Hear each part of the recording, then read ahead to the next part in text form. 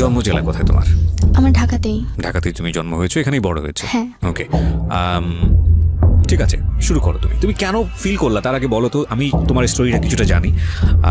কেন ফিল করলা যে এই ধরনের গল্প তুমি সিক্রেটসে এসে বলবা?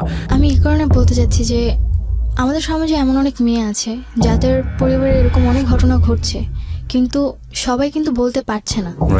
আবার অনেক সময় হ্যাঁ, আবার অনেক সময় হচ্ছে যে অনেকে জিনিসগুলো ফেস করে মেনে নিচ্ছে, আবার অনেকে খারাপ পথও বেছে নিচ্ছে। সো তার চেয়ে যদি কেউ আমার কথাটা শুনে নিজের বুদ্ধি খাটিয়ে যদি কোনো ভালো কিছু করে, অন্তত তার জীবনে কিছু পরিবর্তন আসতে পারে। সো তুমি এই পার্সপেক্টিভ থেকে এটা বলছো। এখানে একটা বিষয় অবশ্যই খেয়াল রাখবেন প্রিয় শ্রোতা, ও যে বিষয়টা নিয়ে আজকে এখানে এক্সপ্লোর করতে যাচ্ছি, এটা অত্যন্ত সাহসী একটা পদক্ষেপ আমি বলবো, কিন্তু এটা থেকে আসলে বের হওয়ার জন্য কোনো রিমেডি আছে কিনা সেটা আমরা পুরো স্টোরিটা শোনার পরে সবাই মিলে ডিসকাস করতে পারি। চলো শুরু করো একেবারে ছোটবেলা থেকে, যেখান থেকে তুমি বলতেছো। আমরা ব্যাকগ্রাউন্ডে থাকবো প্রথমে। আমার আজকে 18 বছর বয়স। আমি ছোটবেলা থেকে বড় হয়েছি ঢাকাতেই। আমার জন্ম হবার 3 মাস পর আমার বাবা বাইরে চলে যায়। জি। দেন 3 বছর। তুমি কি বড় সন্তান? হ্যাঁ, আমি আমার ফ্যামিলির বড়। কয় ভাই বোন তোমরা? আমরা 3 ভাই বোন, আমি সবার বড়। আমার ছোট 2 ভাই আছে। ওকে। তো বাবা চলে যায়, তো তখন আমি অবশ্যই ছোট ছিলাম। আমার মুখে যতটুকু শোনা যে আমি বাবা আর মায়ের দিক থেকে খুব সেন্সিটিভ ছিলাম। আমার বাবার একটা ছবি ছিল বাসায়, আমি আমার বাবার ছবি ছাড়া কাউকে বাবা বলতাম না। ওকে। এমনকি আমার চাচা ছিল, কাকা ছিল, তারাও অনেক সময় চেষ্টা করতো তাদেরকে বাবা বলানোর জন্য, কিন্তু আমি কখনোই বলতাম না। আমার বাবার ছবি দেখেই বলতাম যে উনি আমার বাবা। অ্যান্ড 3 বছর পর যখন আমার বাবা বাইরে থেকে আসে, সৌদি আরবে ছিল, যখন আসে তখন আমার বাবার গাল ভর্তি দাড়ি ছিল। অ্যান্ড 3 বছর আগে সে যেমন ছিল বা আমার ছবিতে যেরকম ছিল সেরকমটা ছিল না। দেন আমার মা আমার বাবাকে পরিচয় করে দেয় যে আমি আমার বাবা উনি। তো স্বাভাবিক আমরা মায়ের মুখে শুনেই জানি যে ইনি আমার বাবা, বা আমাদের সাথে যাদের পরিচয় করে দেবে তারাই তাদেরই আমার পরিচয়ভাবে চিনি। তো আমি আমার বাবার ছবি দেখে তার সাথে যখন ফেস মিলাই, দেন আমার কাছে ভালো লাগে না, অ্যান্ড ফেস মিলছিল না, অ্যান্ড ছোটো ছিলাম, বুঝিনি। অ্যান্ড আমি তাকে বাবা বলে মেনে নিইনি। শুধু তাই নয়, আমি কখনো তাকে বাবা বলে ডাকতামও না। দেন ধীরে ধীরে যখন আস্তে আস্তে বড় হতে লাগলাম, তখন তার ফেসের সাথে বুঝতে লাগলাম যে না, উনি আমার বাবা। দেন মেনে নিয়েছি। অ্যান্ড আমাদের ফ্যামিলিটা খুব ভালোই ছিল। আমি আমার ফ্যামিলির ব্যাপারে কখনোই কোনো কিছু জানতাম না, অ্যান্ড আমি ব্যাপারে কখনো কোনো কিছু জানার চেষ্টাও করতাম না। আমার এই ব্যাপারে কোনো আগ্রহ ছিল না, কজ ফ্যামিলিতে সবাই একজন আরেকজনের দায়িত্বে থাকে, কিন্তু তবুও কিন্তু একটা ব্যক্তিগত ব্যাপার বলতে কিছু থাকে। দেন আমাকে ছোটোবেলা থেকে আমি প্লে, নার্সারি, কেজি এগুলো আমি আমাদের এলাকার একটি স্কুলে পড়েছি। দেন পরবর্তীতে আমাকে আমার এলাকার বা ডালাতুন নার্সারি স্কুলে ভর্তি করানো হয়েছে। আমি ওখানে পড়াশোনা কন্টিনিউ চালিয়েছি। যখন আমার যখন আমি 7 উঠি, স্বাভাবিক বয়সের খাতিরে মানুষ কিন্তু ভুল করেই। তো আমার আব্বু আম্মু আমার সাথে খুব খারাপ আচরণ করে। খারাপ আচরণ বলতে আমার গায়ে হাত তুলে। কি ছিল ঘটনা, কেন গায়ে হাত তুলে? রিজনটা ছিল যে আমি কেন রিলেশন করছি। কি রিলেশনটা তুমি পড়লে কিভাবে, কি হয়েছে? পড়েছি, আমাকে প্রপোজ করে। ক্লাস 7 এ থাকতে কি প্রপোজ করে? থাকতে আমার পাশের বাড়িতে ছিল একজন, ভাড়া থাকতো। তো সে আমাকে যখন প্রপোজ করে, তো আবেগের বয়সে তাকে আমি যখন অ্যাকসেপ্ট করি, আমাদের রিলেশনে যখন 14 দিন, তখন ফ্যামিলি জানতে পারে। একটু থামাচ্ছি আমি, সেটা হচ্ছে যে পাশের বাড়িতে যে ছিল, ও কোন ক্লাসে পড়তো? পড়াশোনা করতো না। ও কি তোমার চেয়ে বয়সে অনেক বড় ছিল? হ্যাঁ, বড় ছিল বয়সে। পড়াশোনা আরো 2-3 বছর আগে ছেড়ে দিয়েছে। আচ্ছা। অ্যান্ড জব করতো। তোমার চেয়ে বয়সে অনেক বেশি বড় ছিল। আচ্ছা, সে তোমাকে প্রপোজ করে? হ্যাঁ। আচ্ছা। তো যখন আমি অ্যাকসেপ্ট করি, আব্বু আম্মু আমাকে তেমন কিছু বলেনি। জাস্ট তোমার আব্বু আম্মু জানলো কিভাবে বিষয়টা? আব্বু আম্মু জানতে পেরেছে আমি আব্বুর ফোন দিয়ে কথা বলছিলাম। আচ্ছা। দেন আব্বুর ফোনে নাম্বারটা ছিল, অ্যান্ড রাতের বেলা সে যাচ্ছিল যে আমার সাথে দেখা করবে। আচ্ছা। এন্ড আমার মনে খুব ভয় ছিল, তো আমি ফোনটা সাইলেন্ট করে আমার বালিশের নিচে রেখে ঘুমিয়ে পড়েছিলাম। দেন হঠাৎ করে আব্বু ঘুম থেকে উঠে দেখে যে বাইরের লাইট জ্বলছে, অ্যান্ড আব্বুর ফোন কাছে নি। যখন সে আমার বালিশের নিচে ফোনটা দেখে, রিসিভ করে ফোন, তো আমি ওখান থেকে, আব্বু কোনো কথা বলে না, কিন্তু অপর সাইড থেকে কথা আসে যে তুমি আমার সাথে দেখা করবে, আর তা নাহলে তোমার সাথে আমার ব্রেকআপ। ওকে, এই ধরনের কথা আসে। হ্যাঁ। তো পরে এই কথাটা শোনার পর আব্বু খুব রেগে যায়, অ্যান্ড আমাকে ওই দিন খুব মারে, অ্যান্ড আমার পড়াশোনাও অফ করে দিতে চেয়েছিল, কিন্তু আম্মু কোনোভাবে হয়তো বা আমার পড়াশোনা। বাবা এর আগে কি তোমার কখনো গায়ে হাত তুলেছে? না, ওই ফার্স্ট টাইম। তোমাকে কিভাবে বাবা এগুলো খেয়াল করবেন, কারণ this is a very important thing. বাবা তোমার কাছে অনেক প্রিয় এবং অনেক রেসপেক্টেড একটা জায়গায় ছিল কি? ওকে, সো তোমাকে বাবা ওই ঘটনা জানার পরে তোমাকে বাবা কি করেছে আমাকে প্রথমে 2-3টা থাপ্পড় মারে। জিজ্ঞেস করেনি যে কি হয়েছে ঘটনাটা? আমাকে জিজ্ঞেস করেছিল, দেন আমাকে বলার কোনো স্কোপ দেয়নি। আমি কিছু বলার আগে উনি আমাকে মারতে শুরু করে। এন্ড তোমার ওই সময় ফিলটা কি ছিল যে যখন এরকম একটা ঘটনা, তোমার ক্লাস 7-এ বয়স খুব বেশি হলে 12 থেকে 13, তোমার বাবা এটা জেনে গেছে এবং তুমি তো নিজে থেকেই ভয় পাওয়ার কথা? হ্যাঁ, আমি খুব ভয় পেয়ে গিয়েছিলাম। এন্ড আমি বলছিলাম যে আব্বু আমার কথাটা শোনো, আমি সরি যে আমি ভুল করছি, অন্তত আমার কথাটা শোনো। তারপরে তার একটাই কথা ছিল, কেন তুমি ফোন ধরবা আর কেন বা তুমি কথা বলবা? ওকে। এন্ড যে ঘরে যে মাটি খোঁড়ার জন্য শাপলগুলো থাকে, আমরা যেগুলোকে বলে থাকি, তো আব্বু আমাকে ওটাতে অনেকক্ষণ মারে। এন্ড আমার হাত পা কেটে যায়। তো শাবল দিয়ে মারে তোমাকে? হ্যাঁ, আর ওটা মানে রড জাতীয় ছিল, যার কারণে হাত পা কেটে গিয়েছিল। দেন পরবর্তীতে আম্মু জিনিসটা হয়তোবা তার কাছে খুব খারাপ লেগেছিল, তো এই কারণে আম্মু পরে আব্বুকে আটকায়, পরে আমাকে আর কিছু বলে না। দেন তারপর থেকে আব্বুর সাথে আমার কথা বলা সব কিছু কমে যায়। কজ আমার একটা জিনিসই মানে মনে হচ্ছিল যে আমার কথাটা কেন সে শুনলো না। মানে ভয় কাজ করে নাকি রাগ কাজ করে? ভয় রাগ দুটোই। ওকে। তারপরে দেন পরবর্তীতে আমার লাইফে আর তেমন কোনো ঘটনা ঘটেনি। ক্লাস 8-এ আমি জিএসসি পরীক্ষা দেওয়ার পর ওই ছেলেটার সঙ্গে সম্পর্ক কি হলো? ওই ছেলের সাথে পরে ব্রেকআপ হয়েছে। পরবর্তীতে কি তোমার থেকে হয়েছে নাকি তোমার আব্বু নাকি তোমার আব্বু গিয়ে কোনো স্টেপ নিয়েছিল ছেলেটাকে? আব্বু গিয়ে স্টেপ নিয়েছিল বলতে আমাকে তারপর প্রতিদিনে আব্বু স্কুলে নিয়ে আসতো। আচ্ছা। এন্ড পরবর্তীতে ছেলেটা আমাকে জাস্ট একটাই কোশ্চেন করেছিল যে রিলেশনে কি তুমি কন্টিনিউ করবা নাকি করবা না? তোমার ফ্যামিলিতে এত বড় ঘটনা ঘটে গেছে কিছু জানতো না? সে কিছু জানতো না। আচ্ছা। তো পরে আমি বলেছি যে না, আমার পক্ষে সম্পূর্ণ কন্টিনিউ রাখা, কজ আমি অলরেডি আমার আব্বু আমাকে অনেক কষ্ট দিয়েছি। আমার কথাটা ছিল এরকম। পরে সে বলে যে ওকে ঠিক আছে। তো তারপর তার সাথে আমার কোনো কন্ট্যাক্ট হয়নি। অবশ্য তার নাম্বারটা আমার মুখস্থ ছিল না। আমি কার্ড থেকে তার নাম্বার অলওয়েজ তুলতাম, আর কার্ডটা পরবর্তীতে আব্বু আমার ব্যাগ থেকে ফেলে দেয়, যার কারণে আমার পরবর্তীতে আর কোনো কথা হয়নি। তো ক্লাস 8-এ জিএসসি এক্সাম সময় বাবা ছিল। দেন জিএসসি এক্সাম শেষ ডিসেম্বর 1 তারিখে বাবা কাতার চলে যায়। আচ্ছা। এন্ড তারপরে আব্বু যে আবার 1 মাস পর আম্মু আমার হাতে একটা ফোন ধরিয়ে দেয়। আচ্ছা। সেটা হচ্ছে নোকিয়া ফোন, টাচ ফোন ছিল, মানে নতুন মডেল যেটা বের হয়েছিল। তো পরে নতুন ফোন ছিল, অনেক খুশি ছিলাম আমি। তো আমি বুঝতাম না তখন যে কি হচ্ছিল। তো রাতে আমি এফএম শুনতাম বা ফোনে ফেসবুক ইউজ করতাম। তখন আম্মু দেখতাম রাতের পর রাত জেগে কথা বলে। তো তোমাকে ফোন দিল, এটা কি তুমি চেয়েছিলে নাকি এমনিতেই তোমাকে দিল? নিজে থেকেই তারা দিয়েছিল। নিজে থেকেই দিল? হ্যাঁ, যে তুমি এটা ইউজ করো। হ্যাঁ, এটা আমাকে ইউজ করো, কাজ আম্মু অনেক সময় বাইরে যেত, বাসায় কন্ট্যাক্ট করতে হতো, এই কারণে সে আমাকে ফোনটা দিয়েছিল। ওকে। তুমি কি এটা স্কুলে নিয়ে যেতে পারতে? না, স্কুলে আমাদের অ্যালাউ ছিল না। ওকে। তো পরবর্তীতে আম্মু রাতে যারা জেগে কথা বলতো, তো আমি ভাবতাম হয়তো বা যদি আব্বুর সাথে কথা বলে, কারণ আব্বু তখন নতুন বাইরে গিয়েছে।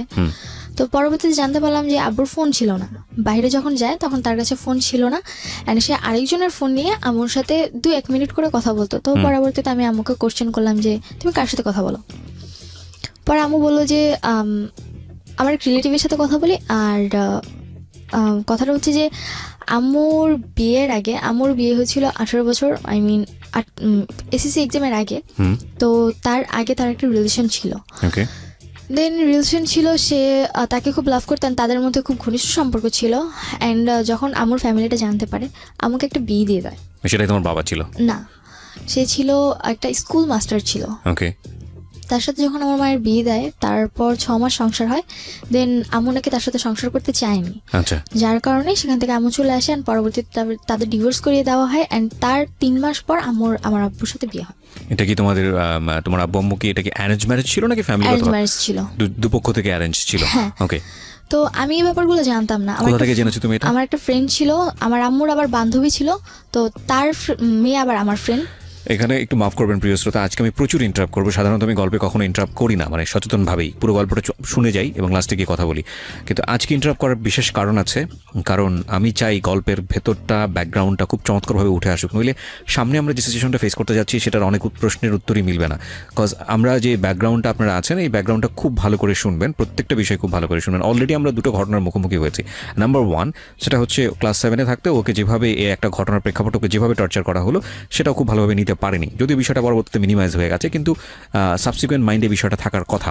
1 2 নাম্বার হচ্ছে হলো ও ফোন না চাইতে ওকে ফোন দেওয়া হয়েছে, যেটা ওর ভাষ্য।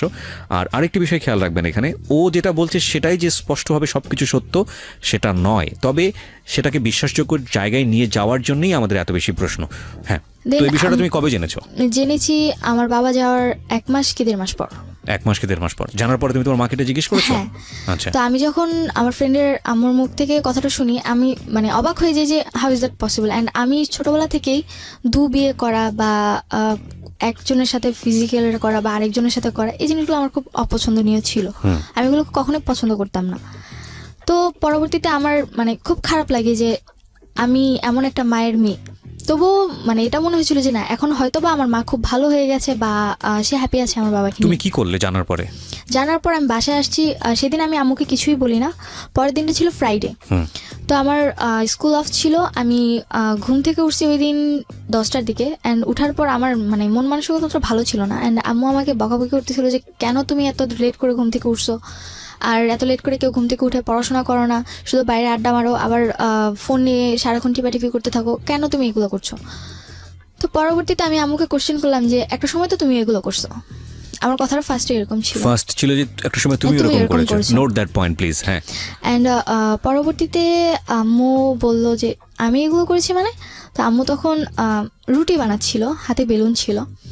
পরে আমি বললাম যে কেন তুমি করনি, তোমার আগে একটা রিলেশন ছিল, অ্যান্ড পরবর্তীতে জানলাম যে তোমার আরও নাকি আরেকটা বিয়েও ছিল। তো আমি তোমার মেয়ে, আমি তোমার সাথে যেমন সব কিছু শেয়ার করি, তোমার উচিত আমার সাথে সব কিছু শেয়ার করা, কারণ আমরা বন্ধু।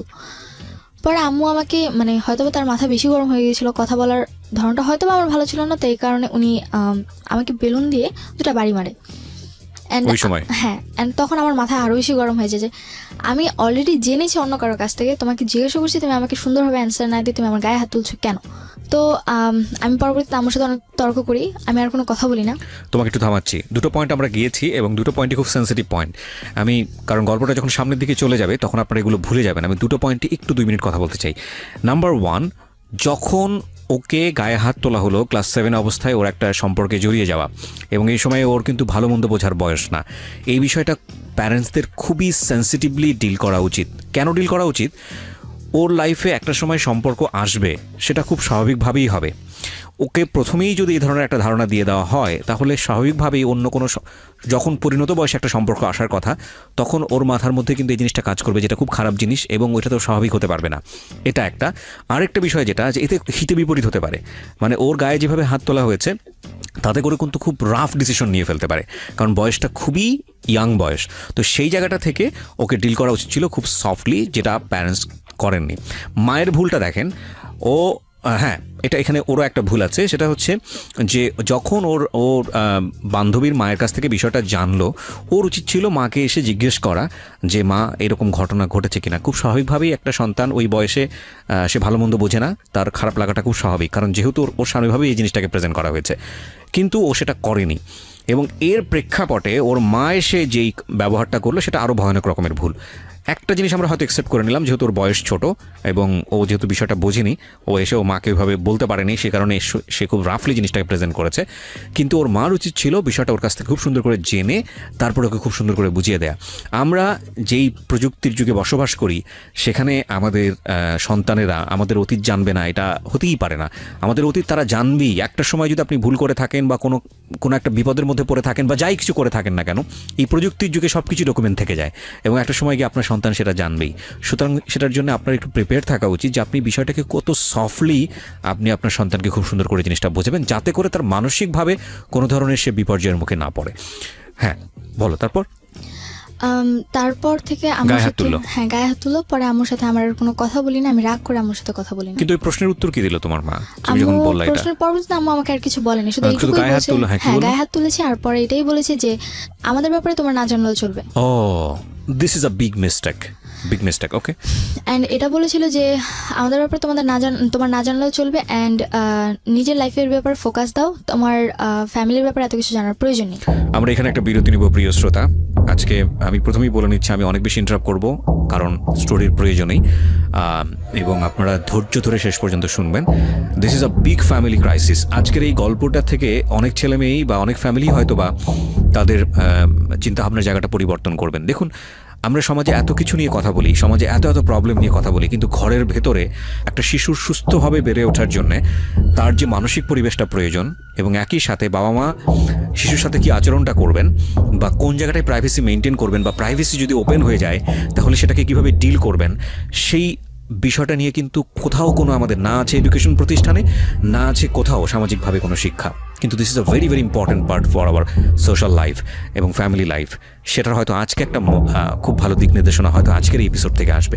আপনাদের সবাইকে বলবো একটু ধৈর্য ধরে মনোযোগ দিয়ে শোনার জন্যে, এবং যারা এটাকে এন্টারটেইনমেন্ট হিসেবে নিচ্ছেন তাদেরকে আমি বলবো please get lost, cause this episode actually not for the entertainment, so called entertainment. It's a part of entertainment of course, সেইভাবে যদি যাই তাহলে সো কল্ড এন্টারটেইনমেন্ট বলতে যেটা বোঝায় যে মুভি হলো বা নাটক দেখলাম, তারপরে okay fine I get some মজা ফান, ভুলে গেলাম। আজকের এপিসোডটা বা সিক্রেটসটা আসলে এরকম না, সামথিং বিয়ন্ড এন্টারটেইনমেন্ট। যদিও এটা এন্টারটেইনমেন্টেরই একটা অংশ, কিন্তু সামথিং বিয়ন্ড এন্টারটেইনমেন্ট, এন্টারটেইনমেন্টের ভেতরে এন্টারটেইনমেন্ট, সামথিং বিয়ন্ড এন্টারটেইনমেন্ট। ওকে, সো আমরা একটা ছোট্ট বিরতি নেই, বিরতির পর আবারও ফিরে আসছি, আশা করছি আমার।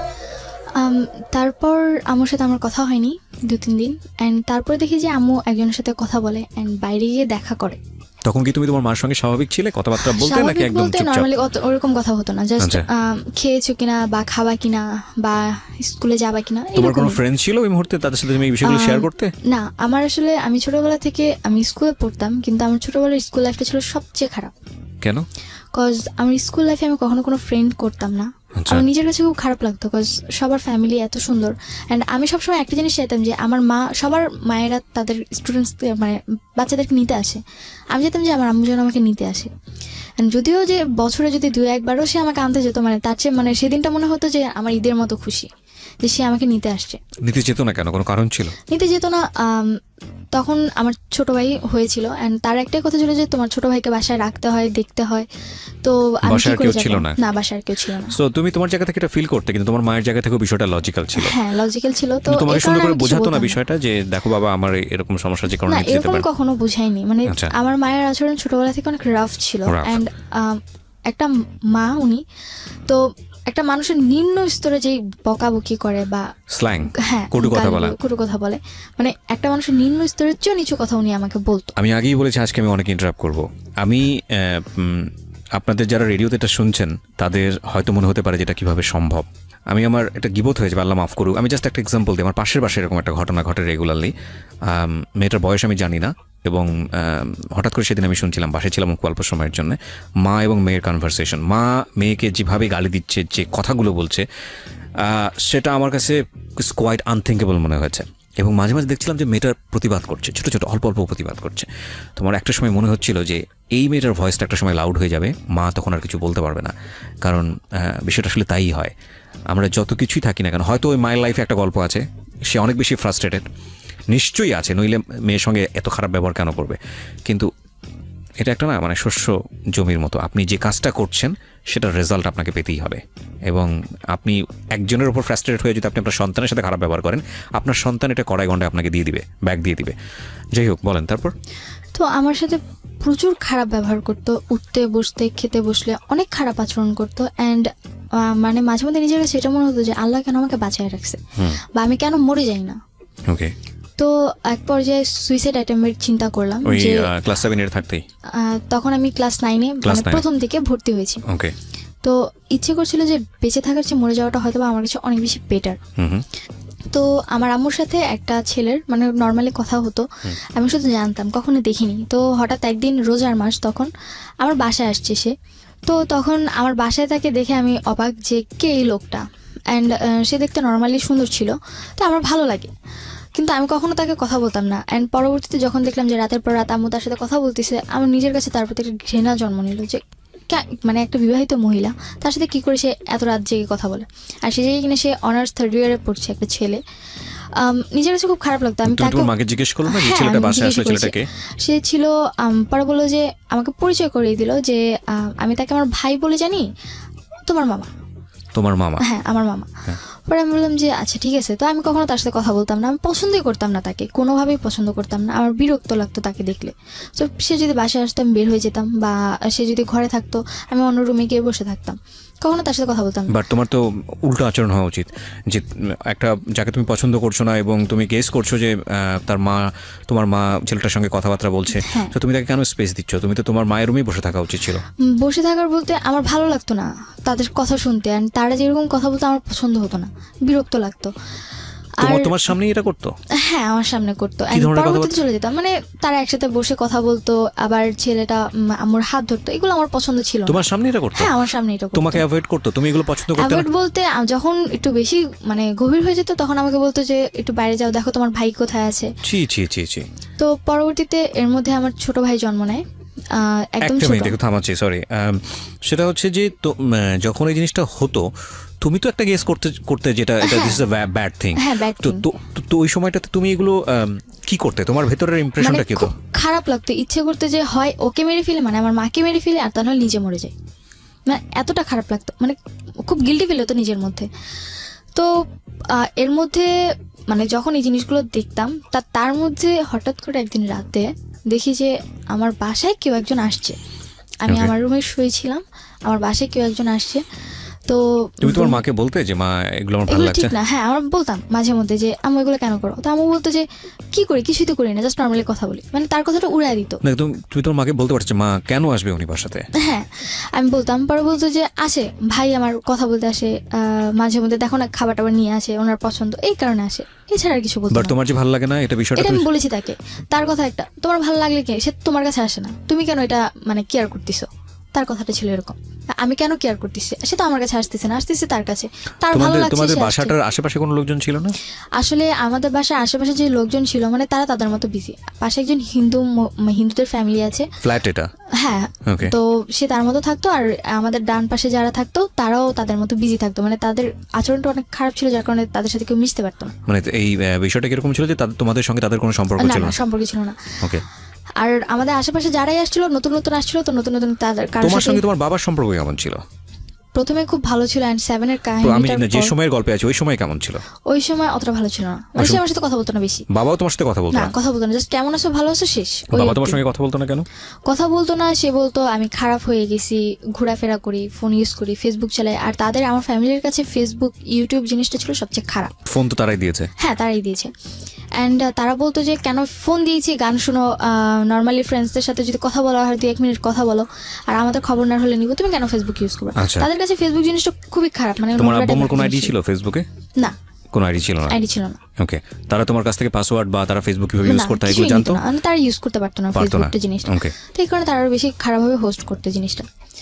তো পরবর্তীতে যখন এখানে একটা বিষয় একটু বলি প্রিয় শ্রোতা, যেগুলো ইজ ভেরি ইম্পর্টেন্ট বিষয়, সেটা হচ্ছে যদি আপনার সন্তান কখনো এরকম ফেসবুক ইউজ করে আপনি এটাকে স্টপ করতে পারবেন না। যদি স্টপ করেন তাহলে যেটা হবে যে সে গোপন করে অন্য কিছুই ব্যবহার করে আপনাকে ধরা দেবে না। সো লেট হিম ফ্রি, তাকে ফেসবুক ইউটিউব সে যেটা করতে দিন। আপনার এক্সেস রাখবেন একটা সার্টেন পিরিয়ড পর্যন্ত, লাইক ও বয়প্রাপ্ত হওয়া পর্যন্ত খুব সুন্দর করে বোঝাবেন বাবা তুমি যেটাই করো না কোনো প্রবলেম নাই, তোমার পাসওয়ার্ডটা আমার কাছে রাখো, তোমার আইডি টাইডি সব কিছু আমার কাছে রাখো, ওকে তুমি তোমার মতো করে করো। আমি যদি কখনো ফিল করি যে তোমার এই আইডিতে বা তোমার আমার এটাতে মনিটর করার প্রয়োজন আছে, তাহলে আমি এটা ঢুকে দেখবো যে তুমি কার সাথে কীভাবে কন্টিনিউ করছো। এটা তোমার সেফটির জন্যই প্রয়োজন, বিকজ আমি যেহেতু তোমার চেয়ে অনেক বেশি এক্সপিরিয়েন্স এরিনাতে, আমি চাই না তুমি কোনো ভুল করো। So that is the best way. এরপরে যদি আপনার কোনো বেস্ট ওয়ে জানা থাকে ইউ ক্যান এক্সারসাইজ দিস। বলেন। তো তারপরে একদিন রাতে দেখলাম যে আমার বাসায় একজন আসছে, তো জিনিসটা আমার কাছে কোনোভাবেই ভালো লাগেনি। তো আমি পরে আমার রুমে যে নক করি, অ্যান্ড নক করার পর মানে আমি যেটা দেখি সেটার জন্য আমি একদম তৈরি ছিলাম না। আর কটার দিকে এটা ঘটনা? তখন রাত মেবি 1:30 কি 2টা বাজে। তখন তুমি ক্লাস 9-এ পড়ো? হ্যাঁ, তখন ক্লাস 9। 1:30-2টার সময় তুমি কি করছিলে? 1:30-2টার দিকে বলতে আমি তখন রাত জেগে এফএম শুনতাম। দিনটা ছিল বৃহস্পতিবার। ভূত এফএম আগে ডর হতো মেবি কোনো একটা চ্যানেলে, আমার ঠিক মনে নেই, 89.2-তে। তো আমি সেটা শুনতেছিলাম, আর ওটা তো রাতে 2টা পর্যন্ত হতো। তো সেটা শুনতে শুনতে আমার কানে হেডফোন ছিল, আমি প্রথমে কোনো কিছু শুনিনি যে কেউ আসছে কিনা বা কোনো আওয়াজও পাইনি। পরবর্তীতে যখন আমি ওয়াশরুমে গেলাম তখন দেখলাম যে আমার রুমের লাইট অন করা। তো পরে আমি আমার রুমে যখন নক করি, পরে আমার গেট খুলে দেখি যে আমার এক রিলেটিভ। তো আমি তখনও জানতাম না যে তার সাথে আমার আগের রিলেশন ছিল। তো পরবর্তীতে যখন আমি দেখে অবাক, পর আমি জিজ্ঞেস করলাম আপনি এখানে এত রাতে? ছেলেটাকে জিজ্ঞেস করলাম। হ্যাঁ, চিন্তা তুমি তাকে? হ্যাঁ, চিনতাম, কারণ আমার রিলেটিভ হয়। রিলেটিভ বলতে কি ধরনের রিলেটিভ? বলতে আমার আম্মুর যার সাথে রিলেশন ছিল তাকে আবার আমার এক খালামণি পছন্দ করতো, তো সে আবার আম্মুর সাথে যখন তার একটু ঝগড়া হচ্ছিল, তো সেই ঝগড়ার সময় আমার ওই খালামণি কোনো একভাবে আমার ওই বয়ফ্রেন্ডকে বিয়ে করে ফেলে। ওকে, বাট ওই সময়ে তুমি যাকে দেখলে তাকে তুমি আগে থেকে চিনতে কিনা? হ্যাঁ, আগে থেকে চিনতাম। আগে থেকে কিভাবে চিনতে? বিকজ খালামণির সাথে কয়েকবার আমাদের বাড়িতে আসছে, তো সেভাবে আমি। খালামণি মানে কি আপন খালামণি ছিল নাকি? আপন না, একটু দূরের। তোমার মায়ের বান্ধবী ছিল? না, আমার আম্মুর খালার মেয়ে।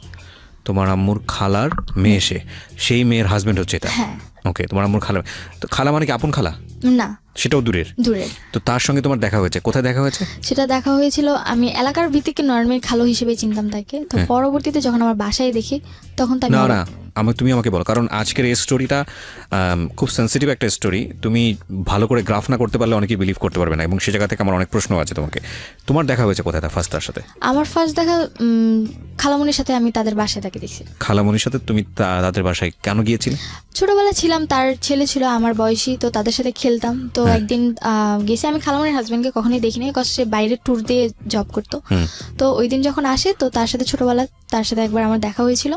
অ্যান্ড উনি একটা কারখানায় জব করতো যেখানে কিনা পেন্সিল তৈরি করতো, অ্যান্ড উনি আমাকে একবার পেন্সিল গিফট করেছিলেন, তারপরেই আমি তাকে চিনি। ওকে, সো এটা কি তোমার বাসার আশেপাশে ছিল? এটা আমার বাসা থেকে কিছু দূরে ছিল, তোমরা যেখানে থাকতে তার 7 মিনিটের রাস্তা। ওকে, ফাইন। তারপর তো দেখার পর আমি অবাক, অ্যান্ড দেখলাম যে তার ড্রেস আপ চেঞ্জ। মানে একটা মানুষ ড্রেস আপ স্বাভাবিক, কারো বাসায় আসলে আমরা যেরকম ড্রেস আপ পরে আসতে দেখি, উনি সেরকম ছিল না। আমার বাবার ড্রেস আপ পরা ছিল। তোমার রুমে, তোমার মায়ের রুমে তোমার বাবার ড্রেস পরা? হ্যাঁ, আই মিন রাতে যা পরে ঘুমায় মানুষ, মানে নাইট ড্রেসটা। ওকে। তো পরবর্তীতে আমি যখন আস করলাম, পরে মানে তোমার 2 ভাই কই ছিল? আমার 2 ভাই ঘুমোচ্ছিল তোমার মায়ের রুমেই? হ্যাঁ, আমার রুমে, আর আমি আলাদা রুমে ঘুমাতাম। ওদের বয়স কত ছিল তখন? আমার বয়স, তোমার 2 ভাইয়ের বয়স? আমার 2 ভাইয়ের একজনের বয়স ছিল মেবি 4 বছরের মতো, আরেকজন একদমই ছোট, কি 6-7 মাস। তোমাদের রুম কটা ছিল বাসায়? বাসায় 3 রুম ছিল। বাসায় 3টা রুম ছিল, একটাতে তোমার মা থাকতো ভাইদেরকে নিয়ে, হ্যাঁ, একটাতে তুমি থাকতে, আরেকটা রুম খালি ছিল, এক রুম গেস্টের জন্য বা খালি ছিল। ওকে, হ্যাঁ। তো পরবর্তীতে যখন আমি দেখলাম, আমার মাথা প্রচন্ড পরিমাণে গরম হয়ে যায়, কেন তিনি তার সাথে এত রাতে মিট করবে। এন্ড আমি আম্মুর সাথে খুব খারাপ আচরণ করি, ঝগড়া করি ওই সময়, তখনই তার সামনেই ঝগড়া করতে থাকি। এন্ড পরবর্তীতে সে যখন এই জিনিসগুলো দেখে, চেঁচামেচি হতে থাকে, আশেপাশে মানুষও চলে আসতে পারে, এই ভয়ে উনি ড্রেস আপ চেঞ্জ করে চলে গেছে। ওই সময় বের হয়ে গেছে। বাই দ্য ওয়ে, তুমি যে বাসায় থাকতো, বাসার গেটম্যান ছিল না? গেটম্যান না, আমাদের বাসার, মানে আমাদের বাসাটা ছিল এরকম যে আম্মুর রুম ভিতরে, তারপর একটা মাঝখানের রুম, তারপর আমার রুম, আমি আবার বাইরের রুমে ঘুমাতাম। তোমার কয় তলায় থাকতে? তালা বলতে আমাদের তালা সিস্টেম নেই, মানে একতলাই সবকিছু টিন সেট, মানে তালা সিস্টেম, একতলা, উপরে ছাদ, মানে পুরো বাসাটাই ছাদ ঢালাই করা একতলা বাসা। ওকে, বাসায় কোনো গেটম্যান ছিল না? ওকে। তো গেটে তালা দেওয়া সবকিছু আম্মুই করতো। পরে যখন চলে গেছে, এন্ড আমার কাছে খুব খারাপ লাগে, এন্ড আমি কেন, মানে আমার খালার সাথে, আম্মুর নামে লেখা। এটা কি তোমার বাবা বানিয়েছে নাকি তোমার? আমার নানুর জমি ছিল, পরে আম্মুকে দিয়েছে। বাড়িটা তোমাদের? হ্যাঁ, আশেপাশে যে ভাড়া থাকে তারা তোমাদের ভাড়াটিয়া দ্বারা? আশেপাশে ভাড়া বলতে বাড়িটা আমাদের, আশেপাশে যারা থাকে তারাও তাদের মতো বাড়ি আনা। ওকে, ফাইন, ঠিক আছে, সিনারিওটা বুঝতে পারছি আমরা। তারপর? হ্যাঁ, তো আমার কাছে খুবই খারাপ লাগে, এন্ড এই জিনিস, মানে আমি তার সাথে, আমার খালুর সাথে কেন খারাপ আচরণ করি, এর জন্য আমার গায়ে হাত তুলে। ওই সময় তখন ওনার সামনেই করে নাকি যাওয়ার পরে? উনি যাওয়ার পরে, হ্যাঁ। তো প্রচুর গায়ে হাত তুলে, আমি সহ্য করতে না পারে লাস্ট মোমেন্টে আমি আমার মুখে ধাক্কা মারি, যে তোমার লজ্জা করে না, এত রাতে একটা লোক নিয়ে এসে তুমি থাকতেছো, আবার তুমি আমার গায়ে হাত তুলতেছো। তো আম্মু যে এক ধরনের থাকে, মানে যে ডাল ঘুটটায় যে থাকে, ডালঘুটনি, তো ওইটাতে আমার গায়ে হাত তুলে। এন্ড আমার প্রচুর রাগ হয় যে কেন আমার গায়ে হাত তুলে। তোমার ভাইরা কোথায় ছিল? আমার ভাইরা ঘুমোচ্ছিল তখনও ঘুমোচ্ছে। হ্যাঁ, তখনও ঘুমোচ্ছিল। তারপর যখন আম্মু আমার গায়ে হাত তুলে, মানে আমি চিৎকার চেঁচামেচি করতেছিলাম, দেন আমার বড়, মানে আমার মেঝো যে ভাইটা আছে, ও উঠে যায়, উঠে প্রচুর ভয় পেয়ে যায়, এত রাতে কি হচ্ছে। তো ও আবার খাটের কর্নারে চলে যায়। তো ও আবার আমার ছোট ভাইটাকে কোলে নিয়ে সাইডে গিয়ে বসে থাকে, ছোট ছিল, ওকে কোলে নিয়ে বসেছিল সাইডে। অ্যান্ড আমার সাথে খুবই খারাপ আচরণ। অ্যান্ড আম্মু আমাকে মারতে একবার আমার জামা ছিঁড়ে ফেলে, জামা ছিঁড়ে আমাকে ঘর থেকে বের করে দেয়, যে বাড়িতে তোর থাকার দরকার নেই, যে মেয়ে কিনা মাকে বুঝবে না, মার প্রবলেম বুঝবে না, সেই মেয়ের এই বাড়িতে থাকার দরকার নেই, তুই বাসা থেকে বের হয়েছে। একদিকে আমার জামা ছিঁড়ে গেছে, খুবই খারাপ অবস্থা। আমি এত রাতে কি করে আমাকে বাসা থেকে বের করে দেয়, আমার আরো খারাপ লাগে। আর আমি বাইরে কান্না করতে থাকি। পরে 6টার দিকে ভোর, তখন আমাকে ঘরে ঢুকায়। কটার সময় বের করতে তোমাকে? আমাকে বের করে দেয় তখন মেবি 2:30 বাজে, 2:30 কি 3টার দিকে। ওই 3টার সময় বের করে দিলে তুমি কোথায় ছিলে? বাইরে, গেটের বাইরে দাঁড়িয়েছিলাম। দাঁড়িয়েছিলে মানে 3 ঘন্টা তুমি ওখানে দাঁড়িয়েছিলে? হ্যাঁ ওখানে দাঁড়িয়েছিলাম। অ্যান্ড এর মধ্যে আশেপাশে কোনো লোকজন ছিল না? আশেপাশে ভোরবেলা এত রাতে কেউ থাকে না। তো আমি বাইরে আমাদের যে পিড়াটা ছিল ওখানে বসেছিলাম আমি। তো আম্মু সারা রাত আমাকে মানে কোনো কথাও বলে না, অ্যান্ড রুমের ভিতরে থাকে। পরে আমাকে 6টার দিকে ঘরে ঢুকায়। ঘরে ঢুকানোর পর আমি আম্মুর সাথে আর কোনো কথাই বলি না, একদমই কোনো কথা বলি না, আমি আমার রুমে চলে যাই। তো can you imagine the situation? who is right, who is wrong, that is not my point is বাসায় এরকম একটা ঘটনা ঘটেছে, আমি এই মেয়েটার কথা চিন্তা করছি, আমি বলছি না তার মা রাইট অর রং, আপনারা আপনাদের জায়গা থেকে চিন্তা করবেন। এই মেয়েটা 3টা পর্যন্ত ক্লাস 9-এ পড়ুয়া একটা মেয়ে, যখন অ্যাডোলেসেন্স পিরিয়ড চলে একটা মানুষের, অ্যাডোলেসেন্স পিরিয়ড একটু মারাত্মক বয়সন্ধিকাল, খুবই সেন্সিটিভ একটা টাইম ব্যক্তিত্ব বিকাশের জন্য। এই মেয়েটাকে রাত 3টার সময় বাসা থেকে বের করে দেওয়া হয়েছে এবং সে গেটে 3 ঘন্টা ওখানে বসেছিল। তারপরে বাসায় ঢুকলে ওই বাসাটা তার কাছে কি পিসফুল মনে হবে না জাহান্নাম মনে হবে, এটা আপনি একটু ফিল করার চেষ্টা করেন। ওকে, তারপর যখন ঘরে ঢুকি তো আমি আম্মুর সাথে আর কোনো কথা বলি না। তো পরের দিন আম্মু সকালবেলা মানে নাস্তা বানায় খাওয়া দাওয়া করে চলে যায়, মানে আম্মুর রুমে তালা মেরে চলে যায়। তো আমি ঘুম থেকে উঠি 11টার দিকে, উঠে দেখি যে আম্মুর রুম তালা মারা। অ্যান্ড আমি আমার রুমে, আমার জামা কিন্তু অলরেডি ছিঁড়ে আছে অ্যান্ড চেঞ্জও করতে পারিনি আমি। আম্মু আমাকে জাস্ট গেট খুলে দিয়েছিল। হ্যাঁ স্কুল ছিল, স্কুলে যাওয়া হয়নি। ওকে, তো আমার চেঞ্জ করতে আমি আমার রুমেও যেতে পারিনি। আমার রুমে আমার ড্রেস আপ যা ছিল, তো আমি আমার রুমে জাস্ট শুয়েছিলাম। কি করব কিছু বুঝতে পারতেছিলাম না। তার উপর রাতে এত কাহিনী গেছে, খুব ক্ষুধাও লাগছে আমার তখন। তো তখন এই জিনিস মানে কান্না করতেছিলাম, চিন্তা করতেছিলাম যে কেন আমি এই ফ্যামিলিতে জন্ম নিয়েছি, আমি কেন মরে যাই না। তো পরবর্তীতে আম্মুর সাথে ওই যে কথা বলতো, তা আম্মু তাকে নিয়ে আমার বাসায় আসে। ওই যে ছেলেটার সঙ্গে কথা বলতো সেই ছেলেটা তোমাদের বাসায়, ছেলেটার নাম কি ছিল? ওই ছেলেটার নাম ছিল রাসেল। ওকে। তো ছেলেটার নাম ছিল রাসেল। অ্যান্ড ও আম্মুর সাথে বাসায় আসে। অ্যান্ড আসার পর পরবর্তীতে যখন আম্মু তাকে সব কিছু বলে, অ্যান্ড বলার পর আমার ছোট 2 ভাইকে আমার নানু বাসায় রেখে আম্মু তাকে নিয়ে আমার বাসায় আসে। ওকে। অ্যান্ড আসার পর তাকে বলে যে তুমি যা মেয়েকে বুঝাও। রাসেলকে বলে তোমাকে হ্যাঁ, বোঝানোর আমাকে জন্য? নিয়ে মেয়েকে বুঝাও। তো আমি তো নর্মালি তাকে দেখতে পারতাম না, সহ্য করতে পারতাম না, বিরক্ত লাগতো তার আমার প্রতি। তো তারপর সে বলে যে কি হয়েছে তোমার, কেন তুমি আমার সাথে এরকম খারাপ আচরণ করতেছো। সে আমার রুমে আসার আগে একটা ড্রেস নিয়ে আসে, তো আমি পরে চেঞ্জ করি, তারপর তার সাথে কথা বলি।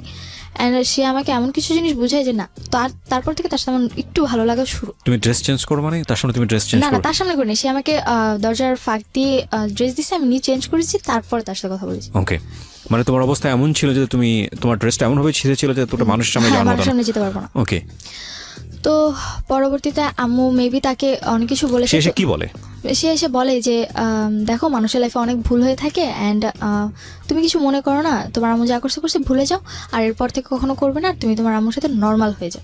ওকে, মানে সে অ্যাপোলজি করে তোমার আম্মুর প্রেক্ষাপটে? হ্যাঁ। তো পরে আমি বললাম যে সে কেন এগুলো করতেছে, আমার তো ভালো লাগে না, অ্যান্ড আমি তো পড়াশোনা করতেছি, সে কেন এগুলো বুঝে না, আমিও তো খারাপ হয়ে যেতে পারি তার এই জিনিসগুলো দেখে।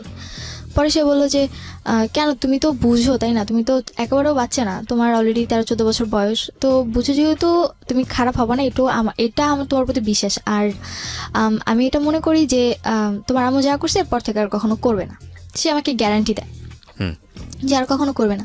তো হয়তো বা সে আম্মুকে বুঝায় যে না, আমি অনেক আপসেট আছি বা অনেক খারাপ মোমেন্টস আছি, তো এই কারণে সে বলে যে বাইরে ঘুরতে নিয়ে যাবে।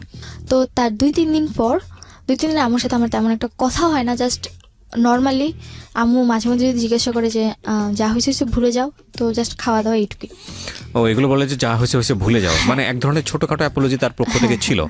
ওকে, এবং তুমি বুঝতে পারছিলে যে মা খুব খারাপ একটা কাজ করেছে? হ্যাঁ, খারাপ কাজ করেছে, আর যেহেতু সে বলেছে ভুলে যাও, তো আমি ভাবলাম যে হয়তো বা ভুলে যাওয়াটাই বেটার, এই জিনিসগুলো যত বড় করবো আরো বড় হবে। তো তারপরে তুমি এই রাসেল ছেলেটাকেও তো তুমি বলতে পারতে যে তুমি রাসেল ছেলেটার সঙ্গে মেশা বন্ধ করে দাও।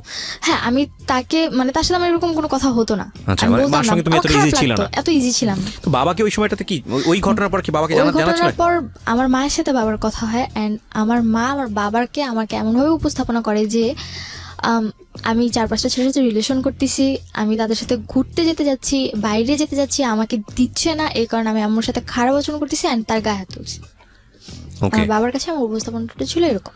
ওকে, এটা তুমি পরবর্তীতে গিয়ে জেনেছো? এটা আমি পরবর্তীতে জেনেছি। ফাইন, আমি স্টেপ বাই স্টেপ যাই। তারপর কি হলো? তো তারপর 2-3 দিন পর আমাকে চিড়িয়াখানা ঘুরতে নিয়ে যায়, এন্ড হ্যাঁ রাসেল, আমার আম্মু, আমি, আমার ছোট 2 ভাই, তো আমরা সবাই মিলে ঘুরতে যাই। এন্ড ওই দিন যাওয়ার পর আমি আমার আম্মুর সাথে অনেকটা ফ্রি হই, যে না ওই দিন তার আচরণটা অনেক ভালো ছিল, আমার কাছে খুব ভালো লাগে। এন্ড আমি কখনো আমার আম্মুর কান্না সহ্য করি, যাই হোক আমার আম্মু যদি একবার কান্না করে তারপর আমার আর কিছু দরকার নেই।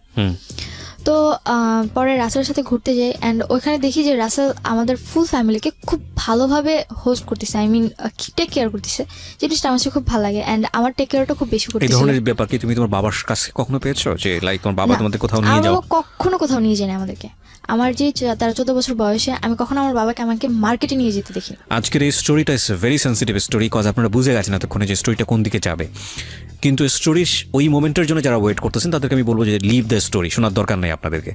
কজ আজকের স্টোরির লেসনটা একটা মেয়ের বড় হয়ে ওঠা, মেয়ের জায়গাটা একটা ছেলেও হতে পারে, তার বড় হয়ে ওঠা এবং অত্যন্ত গোপনীয় একটা সামাজিক টানাপোড়েন বা ফ্যামিলিগত একটা টানাপোড়েন, সেই জায়গাটাকে তার ব্যক্তিত্ব বিকাশ, সব কিছু মিলিয়ে এটা খুব টাফ অ্যান্ড ভেরি সেন্সিটিভ একটা স্টোরি।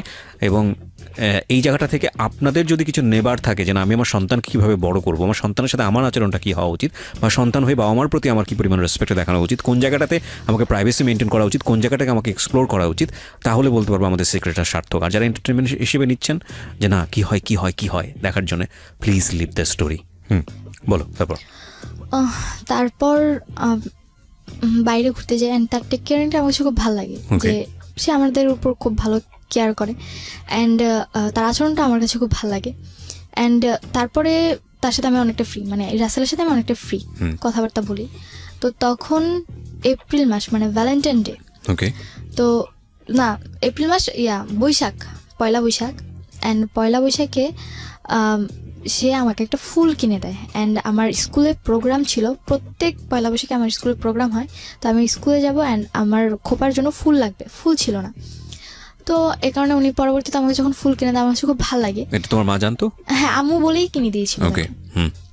তো তখন আম্মুর সাথে রাসেলের কন্টিনিউ কথা হচ্ছে, তো তোমাদের বাসায় আসা যাওয়া করে? হ্যাঁ, আসা যাওয়া হচ্ছে অ্যান্ড আমি প্রাইভেট টাইম পাস করে। হ্যাঁ, প্রাইভেট, মানে আমি যখন থাকি না তখন আসে, বা আমি যখন ঘুমোচ্ছি তখন এসে কথা বলে, বা আমি যখন রুমে চলে গেছি তখন তাদের মধ্যে একটু ডিস্টেন্স রাখি, যে হয়তো বা বুঝতে পেরেছি যে আমার এগুলো পছন্দ না তখন। তো পরবর্তীতে তখন এই সময়টাতে কি তুমি তোমার বাবাকে রাসেল সম্পর্কে বলেছো? যে সময়টা তুমি তখনও বলনি? তখনও বলিনি। এই প্রাইভেসিটা তুমি মেইনটেইন করেছো কেন? সিক্রেটটা তুমি মেইনটেইন করেছো কেন? এই জিনিসটা আমি মেইনটেইন করেছি কজ আমার বাবার সাথে আমার মাসে 2-3 মাসে একবার কথা হতো। 2-3 মাসে একবার? তাও কেমন আছো, ভালো আছো কিনা, এইটুকুই। তার মানে বুঝুন আপনি যে ওর কি পরিমাণ দূরত্ব ছিল ওর বাবার সাথে এবং ওর মায়ের সাথে। বলেন তারপর পয়লা বৈশাখ গেল অ্যান্ড পয়লা বৈশাখের পর রাসেল আমাকে প্রপোজ করে। প্রপোজ করাটা কিরকম ছিল? প্রপোজ করাটা এরকম ছিল যে ও পরের দিন সিলেট চলে যাচ্ছে, আগের দিন রাতে বাসায় মিট করতে আসে আমার ফুল ফ্যামিলির সাথে। তখন কোথায় থাকতো? ও থাকতো আমার বাসা থেকে 2-3 মিনিট দূরে একটা বিল্ডিং এ থাকতো। ওখানে কি ভাড়া থাকতো? ভাড়া থাকতো। ভাড়া থেকে পড়াশোনা করতো? মেসে থেকে পড়াশোনা করতো। আচ্ছা, এবং ওর বাড়ি কোথায় ছিল? ওর বাড়ি ছিল বরিশাল বরগুনাতে। এখানে থেকে সে পড়াশোনা করতো? শুধুই পড়াশোনা করতো? শুধু পড়াশোনা করতো। ইউনিভার্সিটিতে পড়তো? হ্যাঁ, তিতুমিরে 3rd ইয়ারে পড়তো। তিতুমিরে 3rd ইয়ার পড়তো। ওকে, বলো তারপর। তো তারপরে রাতের বেলা যখন সে আসে তখন সে আমার একটাই কথা বলে যে তুমি যদি কিছু মনে না করো আমি তোমাকে কিছু বলতে চাই। পরে আম্মু তখন আবার বাইরে রান্নার রুমে কিছু তার জন্য আয়োজন করতেছিল। তারপরে জি বলেন।